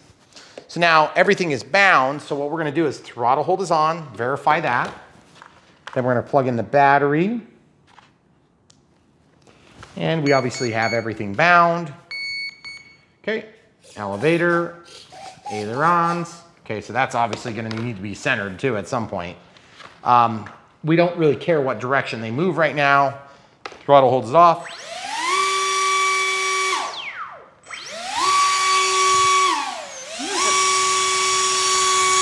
Feels nice, actually. It's a pretty good amount of air. Yeah, it does for a small plane. Yeah. Okay, so very cool. Now we've got the receiver working, but this is like way out of mechanical centering, okay? So you see how far up it is with no input? I don't like how far off it is. The elevator's pretty darn close. So I'm gonna try something. I wanna show you something. So if you go into servo setup, obviously you can tell, well, this is a monitor. That's the elevator, this is the ailerons. So watch what happens when I reverse the ailerons. Nothing, good. Okay, so it's just a centering issue. So the reason I did that was because sometimes when you're doing this setup stuff, you'll realize that you need to switch the control direction, and then all of a sudden that will go from this to this. You know, instead of being like this, it'll be like a little bit better. Or it'll go from perfect to a little bit off. And that's what's annoying is if you do your adjustments first, you may get burned. So let's show the people how to fix that. It's really simple. Take your fingernail or your wife's fingernail or a screwdriver or a proper tool or whatever you have lying around that works. And you pull this thing out. This is the clevis. It's super easy to undo, as you can see from my struggling. And then you spin it. Man, that thing is solid. 1, 2, 3, 4. I count halves. 5, 6, 7, 8, 9, 10. Why do you count, Brian? You don't need to count. Of course I don't. This is just a convenience factor for me. Okay, I count because then I know how far I went in case I have to go back. That's something I learned from my day job, not from this. That's too far down. Show the people, see? Mm-hmm. Yep. Just like that one is really, it's actually pretty darn Really close. close, It's just that this is a little bit bent here. Okay, so I would say this one needs to go back 1/2, right? Don't you think? Yes. Okay, so back 1/2 like that. Might be 1 actually, but we'll see if that does it. Okay, let's see how good that looks. Nope, we need, well, pretty darn close on this side, but not so close over here. Yeah, I'd say 1 more half. Okay, so I moved it by 10 and I only need to move it by 8, but it's anybody's guess when you first start that process, and I may have actually overshot back. Sometimes you're kind of between, then you're just stuck doing trim. Not a big deal, just something to keep in mind. Oh yeah, that's really good now. There we go. So there's one and the other. Now, if this was the way you were gonna do it, okay? Throttle cuts on. Let's talk about dual rates and expo real quick. On a plane like this, I would wanna be really high on dual rates and expo. So I'm gonna set it to the stick that I normally do, switch F. It's a 3-position switch. I'd probably start with something like 15, then 25, then 40, okay? Drop the rates down to like 85, okay? That's pretty extreme. So I'll start in the middle. I'll go here if I need them to calm down even more, and I'll go here if they're too calm, you know? So, elevator. Whoops. You'll notice I centered that before I switched on to the next movement. That's because sometimes I don't want to go into that later and realize there's something in there and think that the radio's screwed up. Okay, 45, and then we'll drop this down like 85, okay? So it's the same thing, and you're like, but there's no rudder. Exactly, so we're not gonna mess with the rudder. Okay, so we have elevator, we have ailerons, we have rudder. Rudder does nothing. Rudder may roll the airplane, so I may actually set up some sort of mix with rudder to aileron, which will allow me to use both sticks to roll the plane. Now, if you were gonna just set this up on your basic receiver, you could actually go into the aircraft type and you could change this to aileron. Okay, now up, down, and we'll show you from this side so you can see if it's right. Roll left, roll right, elevator up, elevator down. See how that works? Mm-hmm. Roll left, roll right, elevator down, elevator up. Yaw, yaw, nothing, nothing. Okay, so you could technically fly it there if you were skilled enough. I'm not. So scroll back down to system setup, and then we can go to aircraft type. We can change that back to normal. Because you're gonna do your mixing. The mixing in that thing. is not mixing. It's just the flight controller. Okay. Okay. So there is PPM bus M. So I can actually bring all the signal in through one. Okay. So throttle holds on. That's the best way to do it if you can, because then you can just use one cable and it's a lot less cabling, because the cabling is what you want to mitigate it to as low as possible. Okay, so there's PPM. So that's like basically like a serial output, I believe, for all of the channels. Okay, so now this is a live, obviously. That doesn't mean it's working yet. No, oh boy, it's got lots of flashing going on. Now it's probably like, I have self-destruct is in process. Okay, so now I have one and the other. Okay, so there's output 1, output 2. We're probably gonna have to make assignments, and that's okay. This is clearly labeled. The minus is away from us. Okay, there's output 2. See how it moves. Okay, then the throttle, of course, is gonna be coming off of the channel 1 still. And then this one is gonna be going in like this, okay? Because you don't need to stabilize. Okay, so as I go up and down, that's the elevator. As I roll the airplane, that's the aileron. Okay, so that's good. Not that it really matters now as I pass signal through. It should be going through, but it's not yet. And that's okay, because we may need to activate that stuff.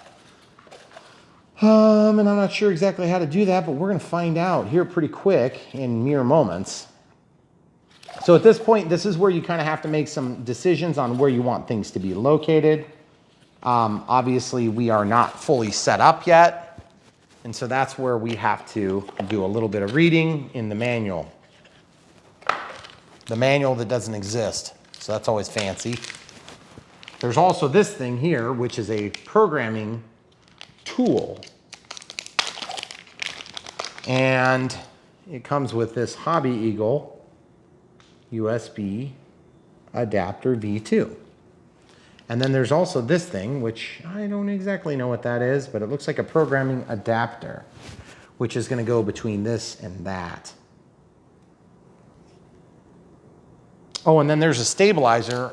Stabilizer calls for more, basically you need some more power while you're running. So this can be here or it can be here. It doesn't matter. It just needs to be in parallel to your BEC source at some point. So in this case, you can actually plug that in anywhere as long as you get in the right side of things. You don't want to put it into your bind plug probably, but I guess that actually technically wouldn't be a problem as long as you don't need to bind. Whoops. Did you see what happened? Mm-hmm. Do you know why that happened? Mm-mm. Probably because we had to charge the capacitor. And so that momentary charging dropped the voltage enough to reset everything. Okay. So now that that's probably fully charged or about to catch on fire, we'll figure it out. So now at this point, I am going to unplug the power. I'm going to plug it back in, see what happens. Let everything initiate. Okay, so we saw a nice dance and we still don't see anything passing through. So there's clearly something that I need to do to actually indicate to this thing that I'm using the PPM. Now, if I didn't want to use PPM, then I could also just come out on channel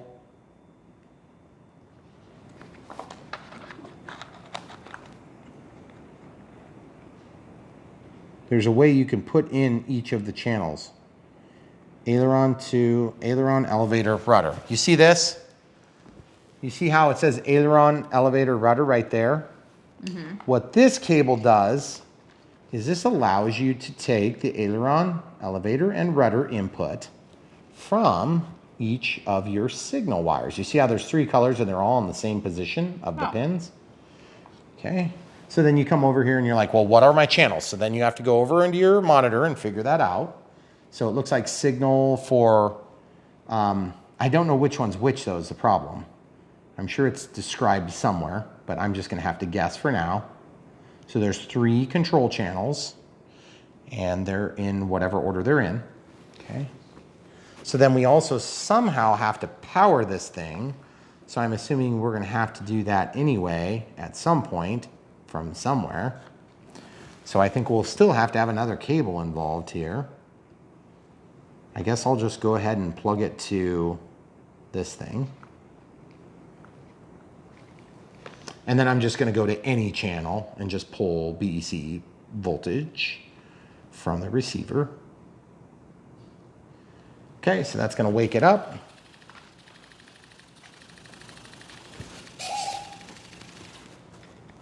Okay, so there's lots of flashing lights and interesting things happening.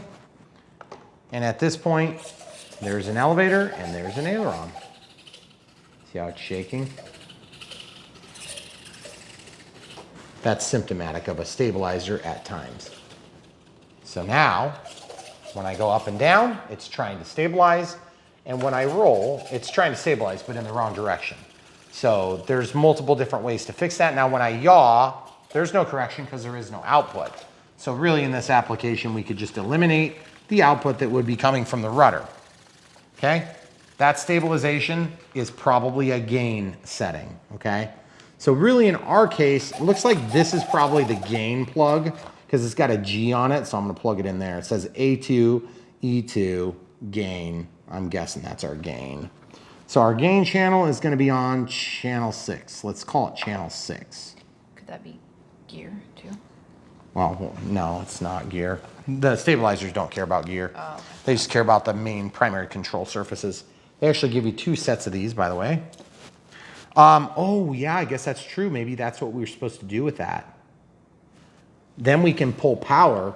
See, we can undo this and then we can plug this in, A2, E2.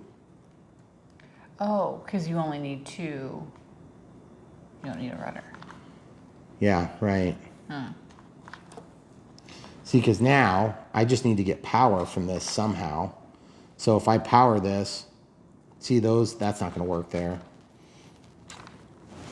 I'd rather just pull power from the whole thing because I gotta get power at some point over to this sucker. So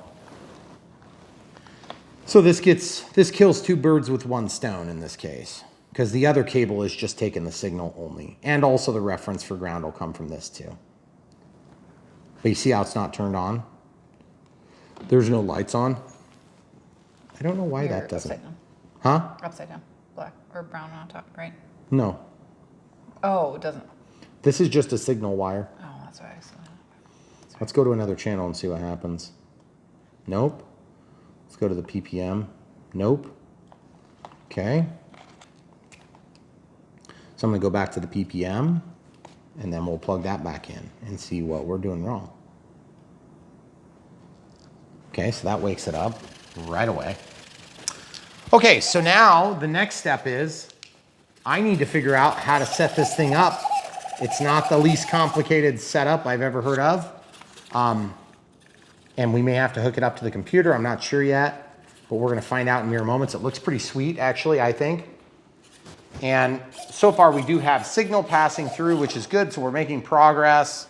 Obviously the throttle is going directly from the receiver to the ESC. So you just bypass the stabilizer on something like that. This roll channel's opposite. Now, if you have a roll channel that's going backward, you can either reverse the position of the stabilizer, but then that's gonna probably screw up your elevator too. Because you see how that goes up when I lift and down when I go down, up when I lift and down when I go down, up when I lift, down when I go down. Okay? When I roll, this is going the wrong way. So there's two ways to accomplish that. You can reprogram your stabilizer, or you can reposition your stabilizer. And then when I roll, it goes up and down, but then look, the elevator's backward. So ultimately you're going to have to reprogram this or pick a different axis to control that, like yaw. So you can trick it into being a yaw position. And the way you do that is you pick it up and you move it to a sideways position, which sometimes helps a lot with, that helps a lot with space too. So without further ado, we're gonna pause, we're gonna get some information and then come right back. All right, so USB micro to USB micro. This is a remote LED that can be mounted outside that's in a more user-friendly location. So like on this plane, it might make sense to take this receiver or this, you could feed this through the hole and have that up there and you'd have a sweet another light, which is pretty cool. So I actually kind of like that. That's pretty cool. And actually that's what I'll do. I'll feed this through here like this. The stabilizer is obviously not set up properly yet. So you're gonna get some irrational behavior from it because there's no gains set up yet.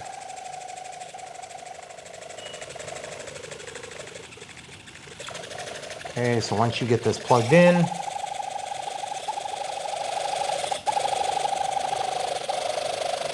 sounds like a squirrel attacking me. Goodness gracious. There we go.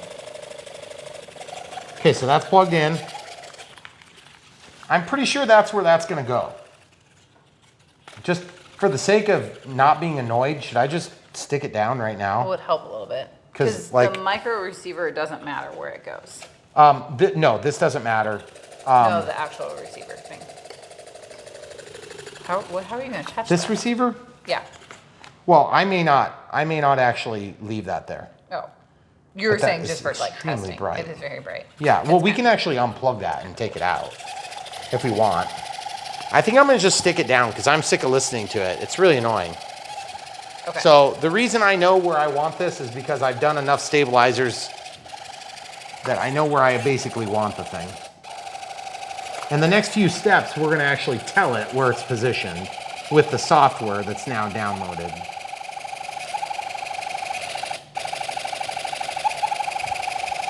You don't have to leave it plugged in, but I just figure it's like super annoying. So I want you guys to get the full experience. So as close to the CG as possible is what they suggest. Okay, as close to CG as possible puts you on the shelf. So, but that's gonna make it extremely difficult to do the wiring. Okay, so that's what we're gonna do. We're gonna do the extremely difficult position. Great. Yep, exactly. Because who doesn't wanna work harder than they have to? Okay, so that's very close to where the CG is. My fingers are on the CG right now. Okay, that sticky tape is awesome that came with that. It's extremely good. Okay, now the next step we have to do is we have to actually program this thing to work, okay? So I'm actually a little bit tempted to just go ahead and, because I wanted this to be out front. Sorry, I can't handle it anymore. I was hoping to leave it plugged in the whole time, but it's driving me nuts. Okay, so I'm gonna unplug this, and I'm actually, it would be cool to have it outside, but yeah, I don't care that much. So I'm just gonna plug it in right here. Oh, dang it, look at that. That's gonna be a bummer. See what happened? Oh no. To the plug. So these plugs are historically very challenging and small. And yes, there is a way to fix that. It's just, it's not that bad actually. You might be thinking, oh no, now my plane is ruined forever. And for practical purposes, if you do it wrong, it is going to be ruined forever. But if you do it right, it's like a couple of minutes of annoying to deal with. Do you technically need that thing? Well, actually, now that I've stuck it down, I can't see if there's a USB plug on the receiver. I don't think there's a USB plug otherwise. So the answer would be yeah, you Okay. do. So if you run into that situation where you have a lead pop out, what you can do is you can take an X-Acto knife and lift this pin, this little plastic thing here. Okay, I'm just gonna pull this out of the way so it's out of the way, period. And then I'm gonna get under here, and then that's gonna allow me to let go of the tooth that holds that. See how it's wanting to fall out now? It's on the table now. You see this right there? Mm-hmm. So now I just need to take this and figure out a way to hold it, which is gonna be the hardest part of this whole thing. See, I keep dropping it because it's just so minute. Okay. So you see that? How I've got it between my fingers? Then I'm gonna take this little, extremely small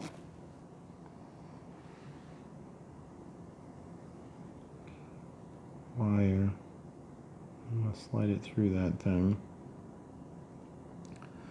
I'm gonna slide it so that the sheath gets purchased under these two like pieces here, okay? I'm gonna rotate the knife blade, open that up.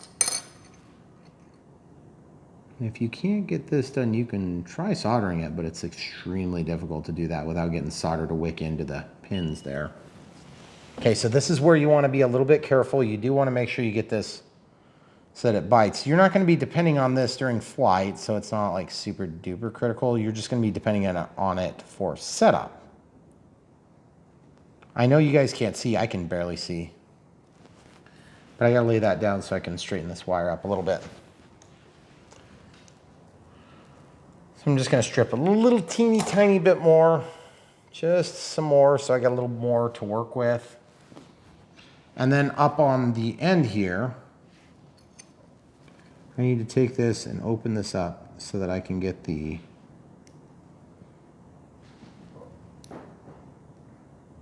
this is gonna hang on to the wire here.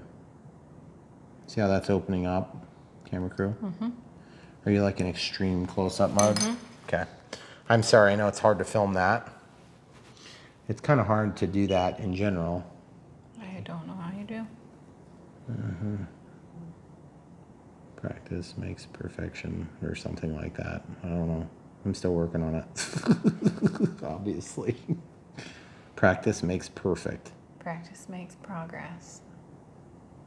Okay, so now I've got that in there and it should be making purchase. So now I want to try to get this to hold, but I know this is not actually what's gonna make it get a bite. I just want it to hang on to the wire. Enough for this little teeny tiny little test. Slash setup. Now turn this wire upside down and there's a little teeny tiny little teat thing that's gonna go up and that's gonna catch the tooth on this.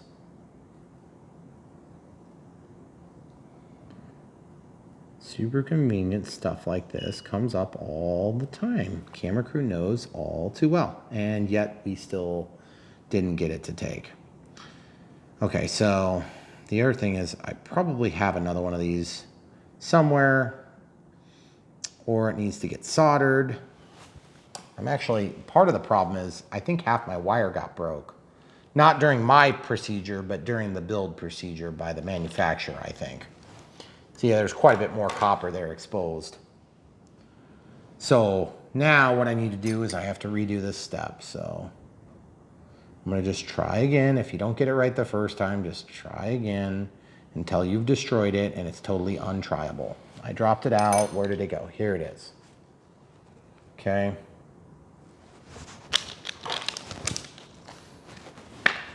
I just need to make a little bit of room so I can get this project done. We were both hopeful we could do this without hooking up the computer, because I don't want to have to hook up the computer to do this. To me, that's a pain in the butt. But at the same time, you can do more sophisticated programming through the computer than you could with just like a push button style setup like the A3L.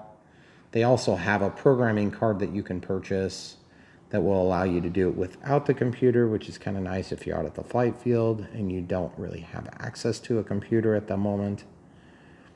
Of course, most people are going to have access to maybe like a laptop or something like that if they're using this. Okay, so I need to get these cables to behave, and they're just like not being very nice to me right now. So at this point, I'm kind of trying to cheat to get this thing to go into the copper and make contact. The two lips or arms or whatever that go out in front are actually what's supposed to hold on to the copper. But I'm kind of trying to cheat, like I said. And so that's why I'm like, you can technically solder that so it'll hold in there. And it'll look like crap, but you can actually get that to hold.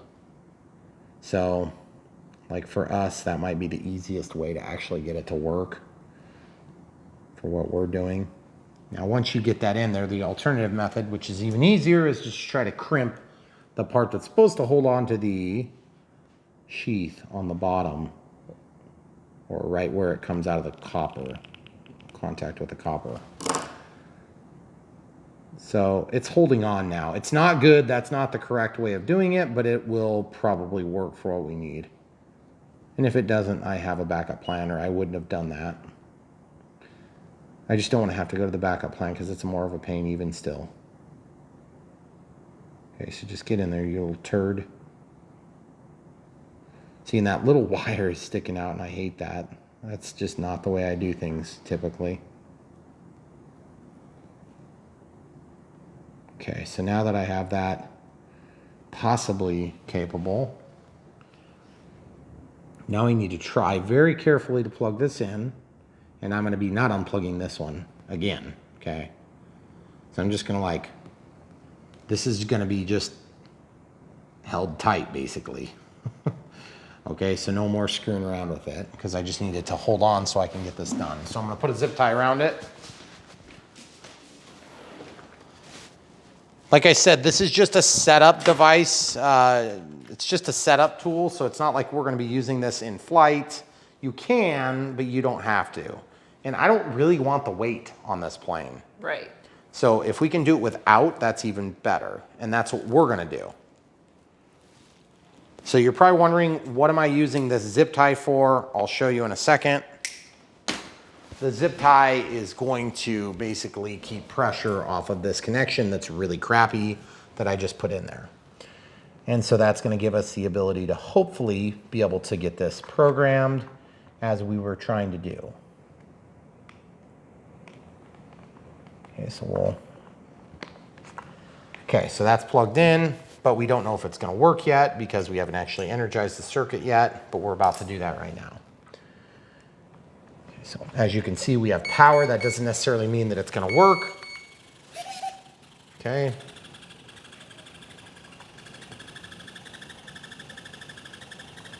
Okay, so we've installed the software on our computer, so we're going to go to that next.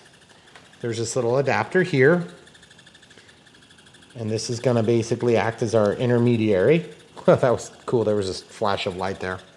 Okay, so now we need to go into the computer and do some different setups. So let's do that. Now I have the receiver with me. I have this cable with me, and we're going to very carefully get transition and come right back.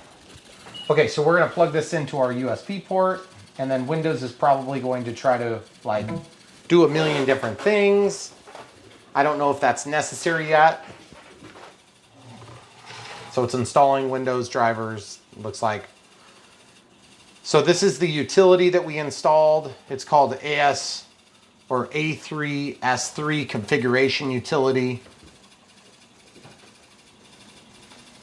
Then we have the user manual, and then this is the application that installs. This is what the application looks when it's actually hooked up. I'm assuming that everything is there now. It says it's unconnected, so it's asking for COM1 or COM3. Yeah, I don't really think it's going to be on COM3. It's offline. Okay, so it's checking available ports. Okay, so give me just a quick second here.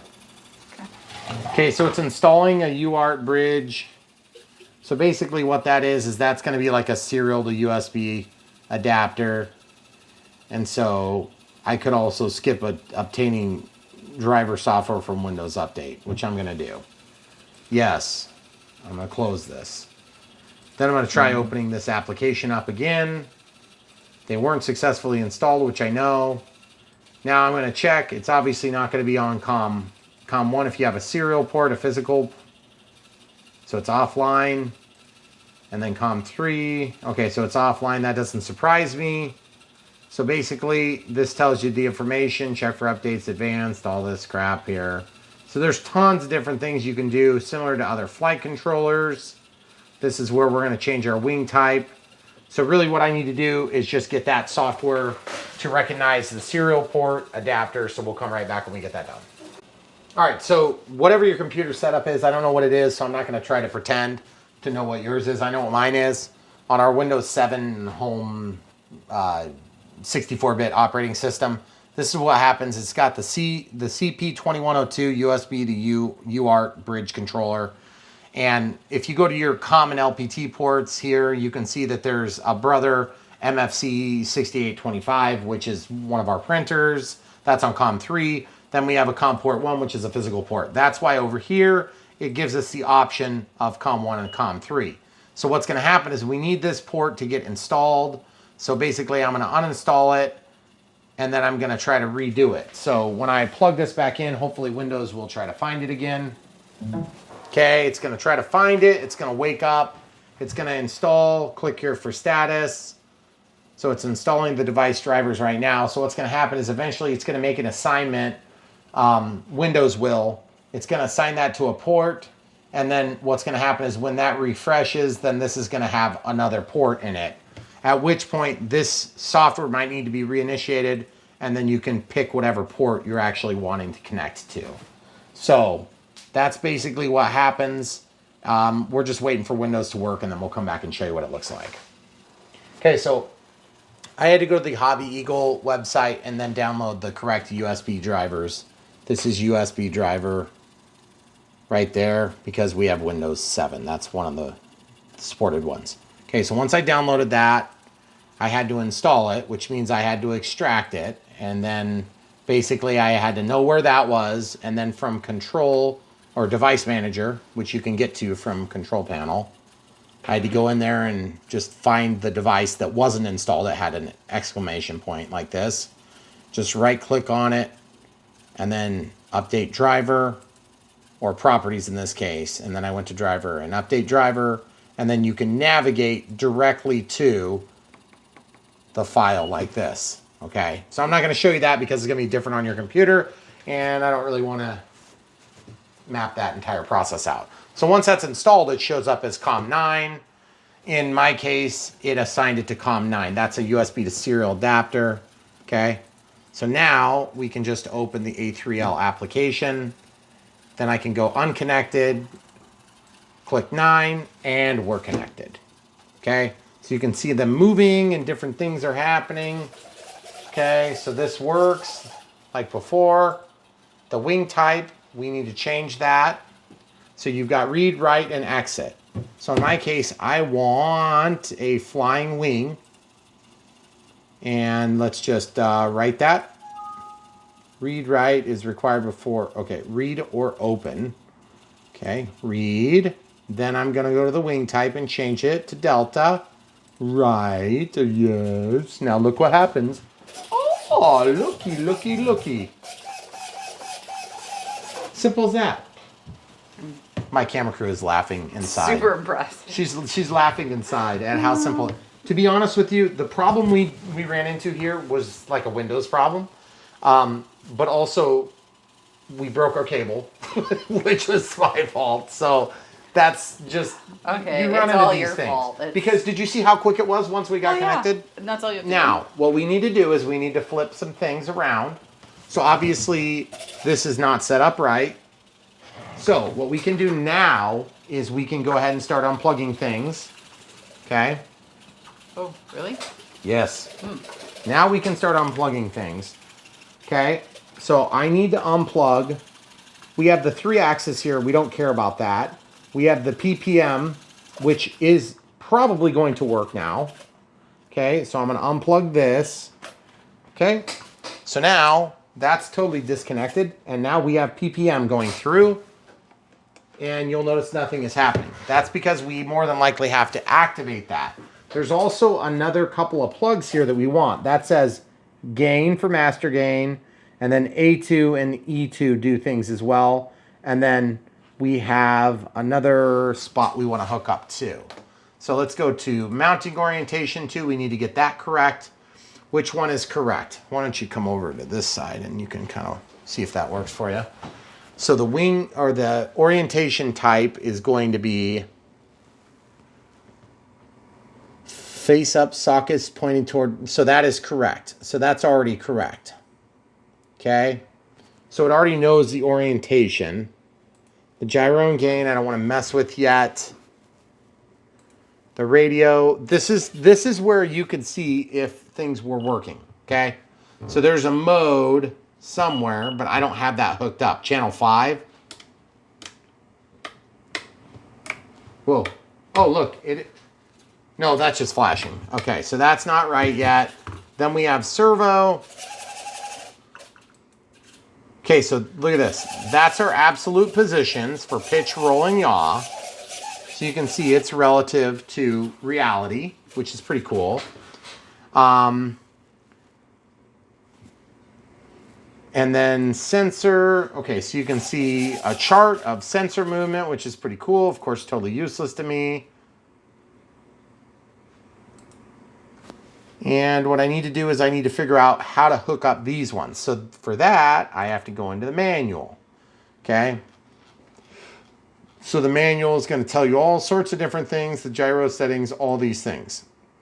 So basically, I already have pass-through function for A2. That's a second aileron and a second elevator. Okay, we don't care about that stuff. These are the basic steps. We tried printing it, but I'm like, why am I printing this? It's right here on the screen. So really, at this point, what I want to do is I want to make sure that it knows that we're using that PPM. So I have to search for that real quick. Radio, PPM, okay? Right, yes. Haha, now look. Now it knows the positions of all my channels. You see that? This is throttle hold, so I'm gonna be careful. See, there's your modes. Now look, everything is turning on and off as expected, except we just haven't, we decidedly haven't done something right because it's not actually moving the control surfaces when I move my controls. Even though the radio now knows about the absolute position of my sticks. Now throttle hold is on. I'm going to hold this up and just look. Yeah, see, throttle's not being passed through at all. Okay. Also, this one's working. This one, this one, this one. Okay, good. That's not attached to anything. This one's not attached. This one, not attached. This one is attached. This one is attached. This one is attached. I'm not sure what gain. Oh, we don't have gain necessarily attached to a servo. See, over here we have 1, 2, 3, 4, 5, 6, 7, 8 channels. And we have 1, 2, 3, 4, 5, 6, 7. Okay. So that's auxiliary 2. That's auxiliary 1. That's gear, which would be like channel 5. So the gain hasn't been assigned. You see how this says all these channels? So auxiliary 8. Auxiliary 8 is attached to something, but I don't know what. Yeah, that should be channel 8.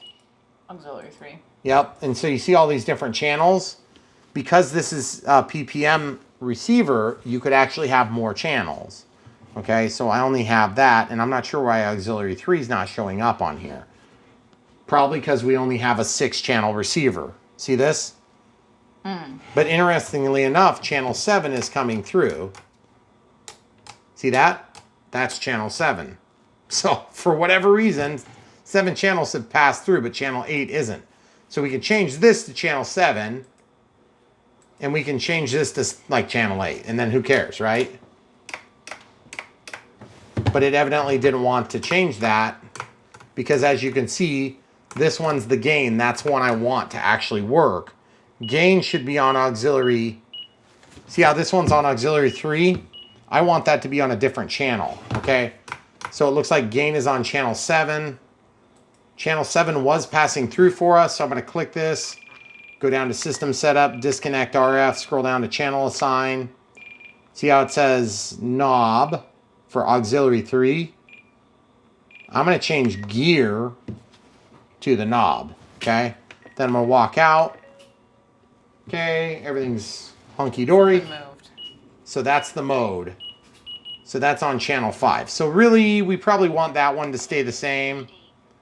So I'm going to click, scroll down to system setup, disconnect RF, go down to the channel assign. Change that back to switch A. And then which one do we not mind changing? I want gain to be controlled by the knob, because that's like our master gain. Yes. You don't actually have R, right? Rudder. No, I don't have rudder. So is that channel doing Actually, something? I don't know if I can do that, because that would be technically channel 4. So I don't, but then channel 4 would be controlling that, okay? Oh, and I never actually wrote it. I never wrote it I never did the write. So that's why I didn't change. Oh. Except I think it was changing live. So let's see what happens. So let's set this to, let's just leave that there for now. Okay, so we have, all these are working. You're right, rudder is not being used. So technically we could write this. Yes. Okay, so now that's changing. See, that's changing the gains. See, it's going to cause problems because channel 4, and then I'm going to run this up to some channel that we don't actually use. Okay, so now I'm going to write that. Yes. Okay, so now that does change something, the gain. That's up and down, which need to be reversed. And I don't know if I do that here. Nope, I do that somewhere else. Okay, so that's roll. Elevator pitch is backward. So I need to go to wing type, mount orientation, gyro gain. So we need to reverse the elevator and then right. Yes. Okay, so now look. Nope, that didn't work. That's going the wrong way. So you see how it says gyro basic settings? That's the correction of, I need the actual transmitter to go backward. So servo setup, travel, reverse, elevator. Okay, so now that goes up, that goes down. Now let's look at the direction of correction. Okay, so up, yep, that's the wrong direction. So now I'm gonna reverse this and I'm gonna right. Yes, now watch. When I go up, it goes up. When I go down, it goes down. Up, down. So that's correct. When I roll up, that's the wrong way. So we need to reverse. Okay, are we going the correct direction here? Let's verify. Up, down, roll left, roll right. Yaw, that's actually gain. We're going to change that shortly because that is going to be a recipe for disaster, camera crew. Okay. But thank you for attempting to kill this plane. Well, can you? Yeah, we can mess with that one in a minute. But we want to change the aileron direction to reverse, right, yes. Okay, so now look, when I roll this up, it should go the right direction. Correct direction, up, correct direction, up, correct direction, up, correct direction, down. And we're still rolling the correct direction. Okay, so everything is working the right direction now. So now what we need to do is we need to go back over here. We need to reassign this off of channel 4. I want to put it back to channel 8. I want to write it, yes. Okay, so now for whatever reason, it's not recognizing this, probably because this is actually a 7-channel receiver and it's listed as a 6. Okay, so what that means is we have to get a little bit creative. I don't know if there's a way for me to turn off the rudder altogether, but you'll notice that after I did that,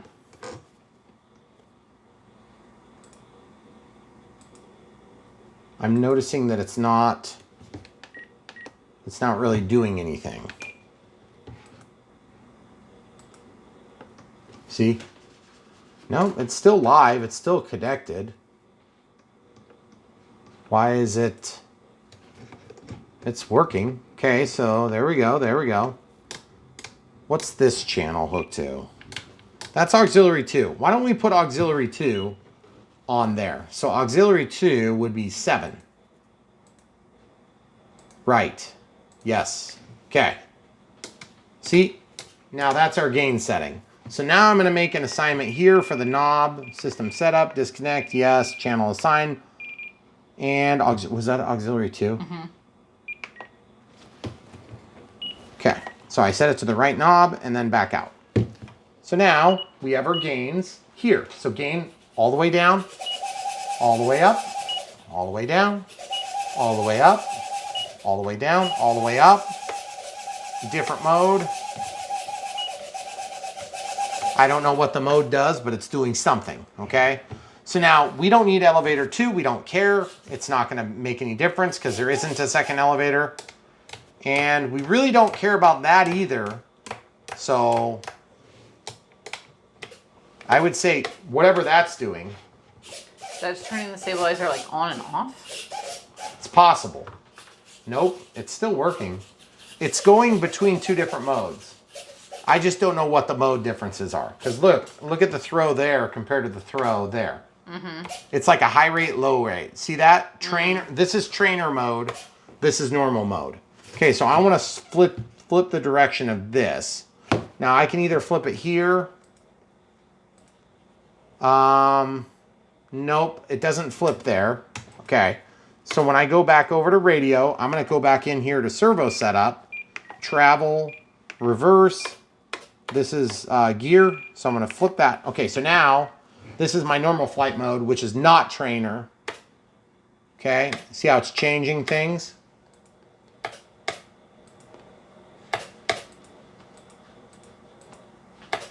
Where does it say all that?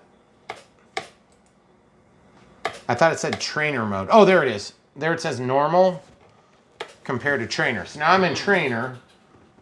So I think it's going to attempt to auto level. See how it's trying to level the plane? See, it's trying to level it. So that trainer will actually auto level. So that's pretty sweet. So this is how we would test for safe. So just like that, which is pretty sweet. So safe, not safe. I want to show you guys another trick. Check this out. Go down to audio events, click, switch, changes, add new audio event, switch A. So position 1 up here is toward me. If I go to position 1, I can scroll down to, it's like way at the bottom. It's just, they make it super convenient to get to.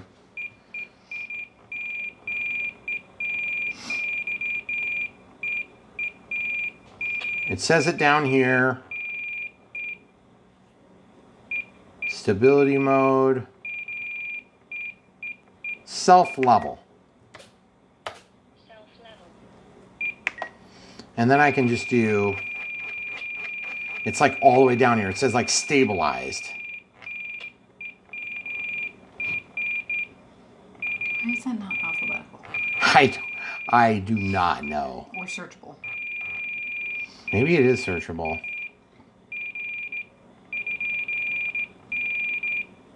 Stabilizer mode? Mm-hmm. Stability mode. Self-level. And there is one that says stability mode, and there's one that says stabilization. Stabilize mode. Self-level. Okay? So now the annoying British chick will make noises. Self-level. Stabilize I'm mode. starting to think you kind of like her. All the way down, all the way up. And elevator, roll and roll. That's pretty sweet stuff. Okay, so that being said, everything that I need on this setup is done, except there is probably some more things that could be set. You see this here? This is position, okay, position 1 and position 3, okay? Stabilize mode. Self-level. See how it says trainer, anti-lock, auto level, auto hover. So really I could have another position that would be What's anti-lock? Trainer allows you to control the tilt angle of the plane on the corresponding axis. The Mac tilt angle. Oh, okay. So I don't want that. Screw that. I want auto level. Self-level. Stabilize mode. See how it says auto level? Stabilize. Okay, so now auto level is going to legitimately. Oh, I haven't downloaded it. Oh, right. Remember, you have to write every time you make a change. Okay, so that's normal. Then auto level is going to bring it to level. I don't want to limit bank angles. So you see there's no change in the maximum throw between those two modes. Whereas if I do auto level, you could do auto hover too. But like trainer is going to limit Your bank angles. your bank angles. See? That's all the way. Stabilize mode. Oh, I have to write it. Okay, so once we write. Okay, so now look, all the way and then normal. Okay, so I'm changing that to auto level and I'm gonna write yes. Now it would be pretty sweet, I have to admit, to have an auto hover. I don't think this plane is capable of hovering because there's just not gonna be enough power, but that would be pretty sweet if it did. So auto level. Now we can probably also turn on user defined. Okay, so user defined would be ailerons would be gyro off, normal, or anti-lock. What's anti-lock? I don't know. Normal, gyro off. Okay, so I'm going to just do auto level. I would like it to be auto level and trainer possibly. Does trainer must auto level and? Have limited bank angles. Yeah, I think it is. So let's just do auto level. That's all I want. I'm writing it just to make sure.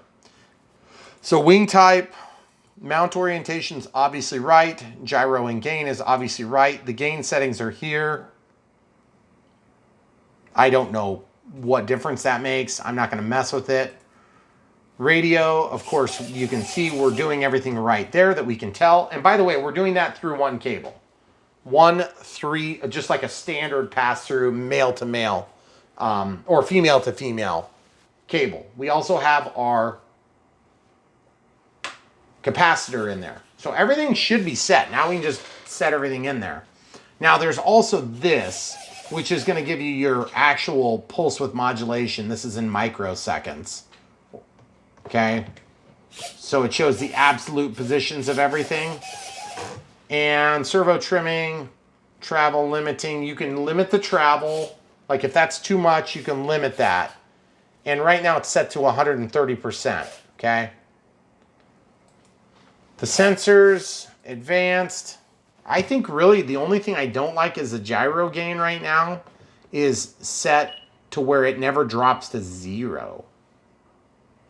And I don't know if there's a way to change that. But I would say for like right now, that's nothing. That's full. The key is on the bottom of the throw, you want to make sure you can basically turn it all the way off at some point. And I could set another switch for that. Let's look at this again. So there's mode and there's gain. Okay, so this is gain as we've discussed, and then this is mode. I could also switch this to another channel. So like I could have this be 3 positions where we have stabilization off in the middle. So stabilizer on, stabilizer off, auto level. I can do that instead of just a 2-position switch like this. Self-level. Stabilize mode. You see what I'm saying? Mm-hmm. So that might be a good way to just kind of like save the plane. The problem is that's a deviation from my normal control technique, and so I'm sort of reluctant to even do that. Mm-hmm. So we're not going to do that. So now that we've done this super complex setup on a super simple plane, which by the way, this is not really that complex. If you guys were doing your FPV stuff, you'd be doing even more. But for now, I just want to make sure that I have means to get out of trouble on my maiden, because this thing is going to fly crazy. I can just tell from the way it's designed. So now the other thing too is we've got our dual rates in Expo here. And yes, that dual rate in Expo is still going to have an impact on the way that this plane performs. So you look at the elevator, it's up, now it's up more, okay? Now, if I'm halfway, it's up more, it's up less, it's up even less. You see that? So that means that our dual rates and expo on the radio side are working. That's not going to impact our gain, which is important, and it's not going to impact our mode. So it really doesn't matter, okay? Some stabilizers really are picky about that. They want you to do all that stuff here. Here's the catch. Here's my catch. The only reason I get away with that is because I do the exact same settings for the aileron as I do for the elevator. So basically what that means is that when I set up my expo is set up for a channel, a standard channel. But then it's being mixed over here. So I'm not 100% sure it's going to work the way I'd like it to work. But since I have all three of those controls the same, all tied to switch F, I believe I can get away with it. Now you'd want to be really careful if you were actually having a true 3-channel control plane, like elevator, rotational axis would be your ailerons, and then the yaw axis, of course, from the rudder. That would be a more clean-cut deal. Whereas in my case, I have mixing here for this VTEL. So that's the only thing that concerns me there. I'm going to see if there's anything else in here real quick, if you want to just look with me. So without further ado, we basically have expo, we have auto leveling, we have stabilized mode, we have throttle cut, we have all the control channels. I think this thing is ready to rock and roll. So the only thing left in this case is to basically unplug it from the computer. And once you're unplugged from the computer, you can unplug. You don't have to use this thing, so we'll just lay that aside for now. And then we're going to verify everything, reboot, and then verify one more time. And then I'll basically stick this in there with some double-sided tape. Okay, so clear the timer. I'm going to power down the transmitter. This is a lot of steps, guys. I get it. But to be honest, I've never done this before until today. So some of you have already played with the A3, and you're probably way ahead of me, okay? So plug this in. Let it initiate. Once the flashing stops, the dance is done, we're good to go. So now we have up is up, all the way up on the gain, up, down, roll, roll, okay? Auto leveling, trying to find the quickest route to level, trying to level the aircraft, trying to level the aircraft. Okay, so everything's working, guys.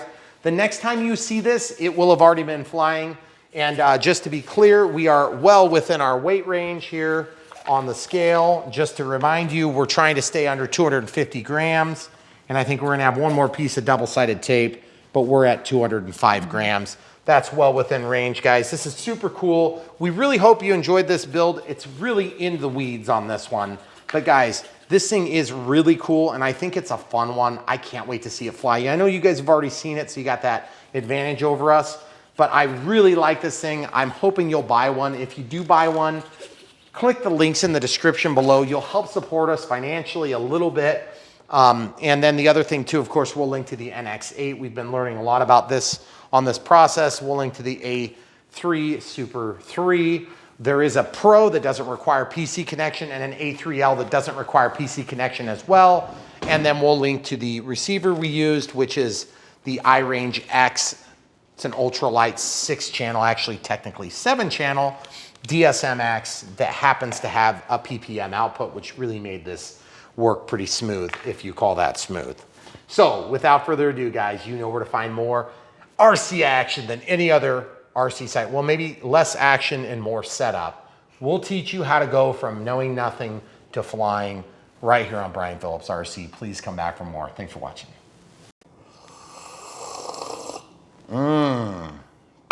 That was good. Well, it's a little brighter. That, by the way, is why you don't put your prop on before.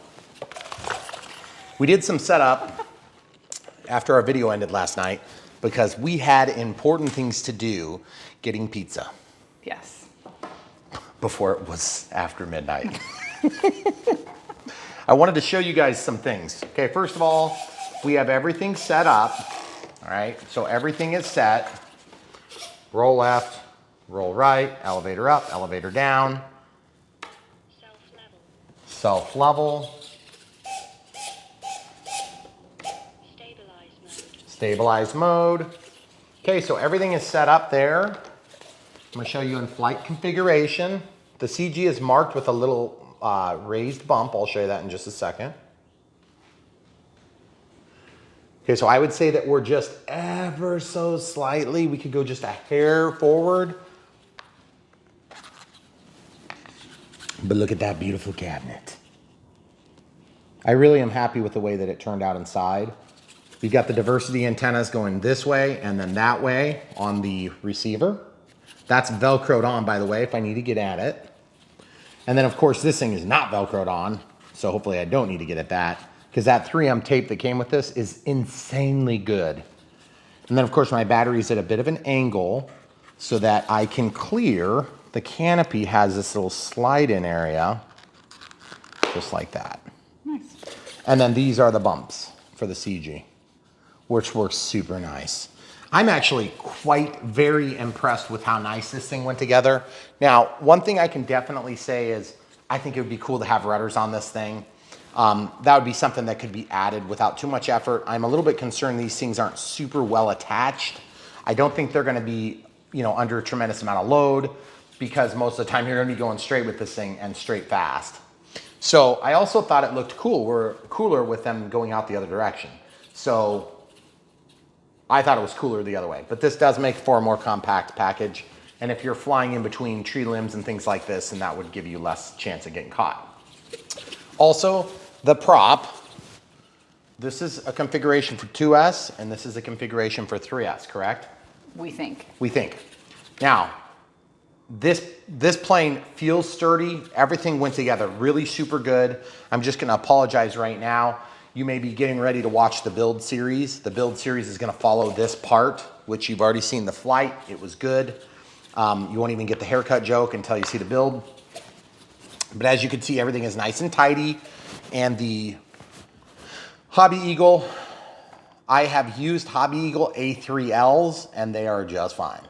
This thing is way more hard to set up, but there's a lot of cool things you could do. If you had a more sophisticated model, it's really nice. It's very inexpensive, actually. It's very inexpensive, but by the time you buy this, and you buy this practically free version of a receiver, you might as well just, to be honest with you, I should have just put an AR631 in there and called it and been done. In fact, I just need AS3X on a 4-channel, but I don't think they make them.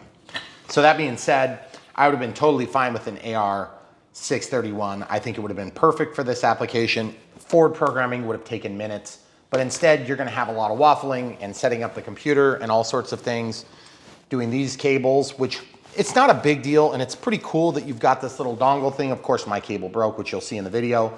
And when you plug that in, it lights up and you can remotely mount this so that you can plug in your plane to a USB port, maybe put that on the outside somewhere, but I wouldn't put it on the bottom because this is a belly lander plane.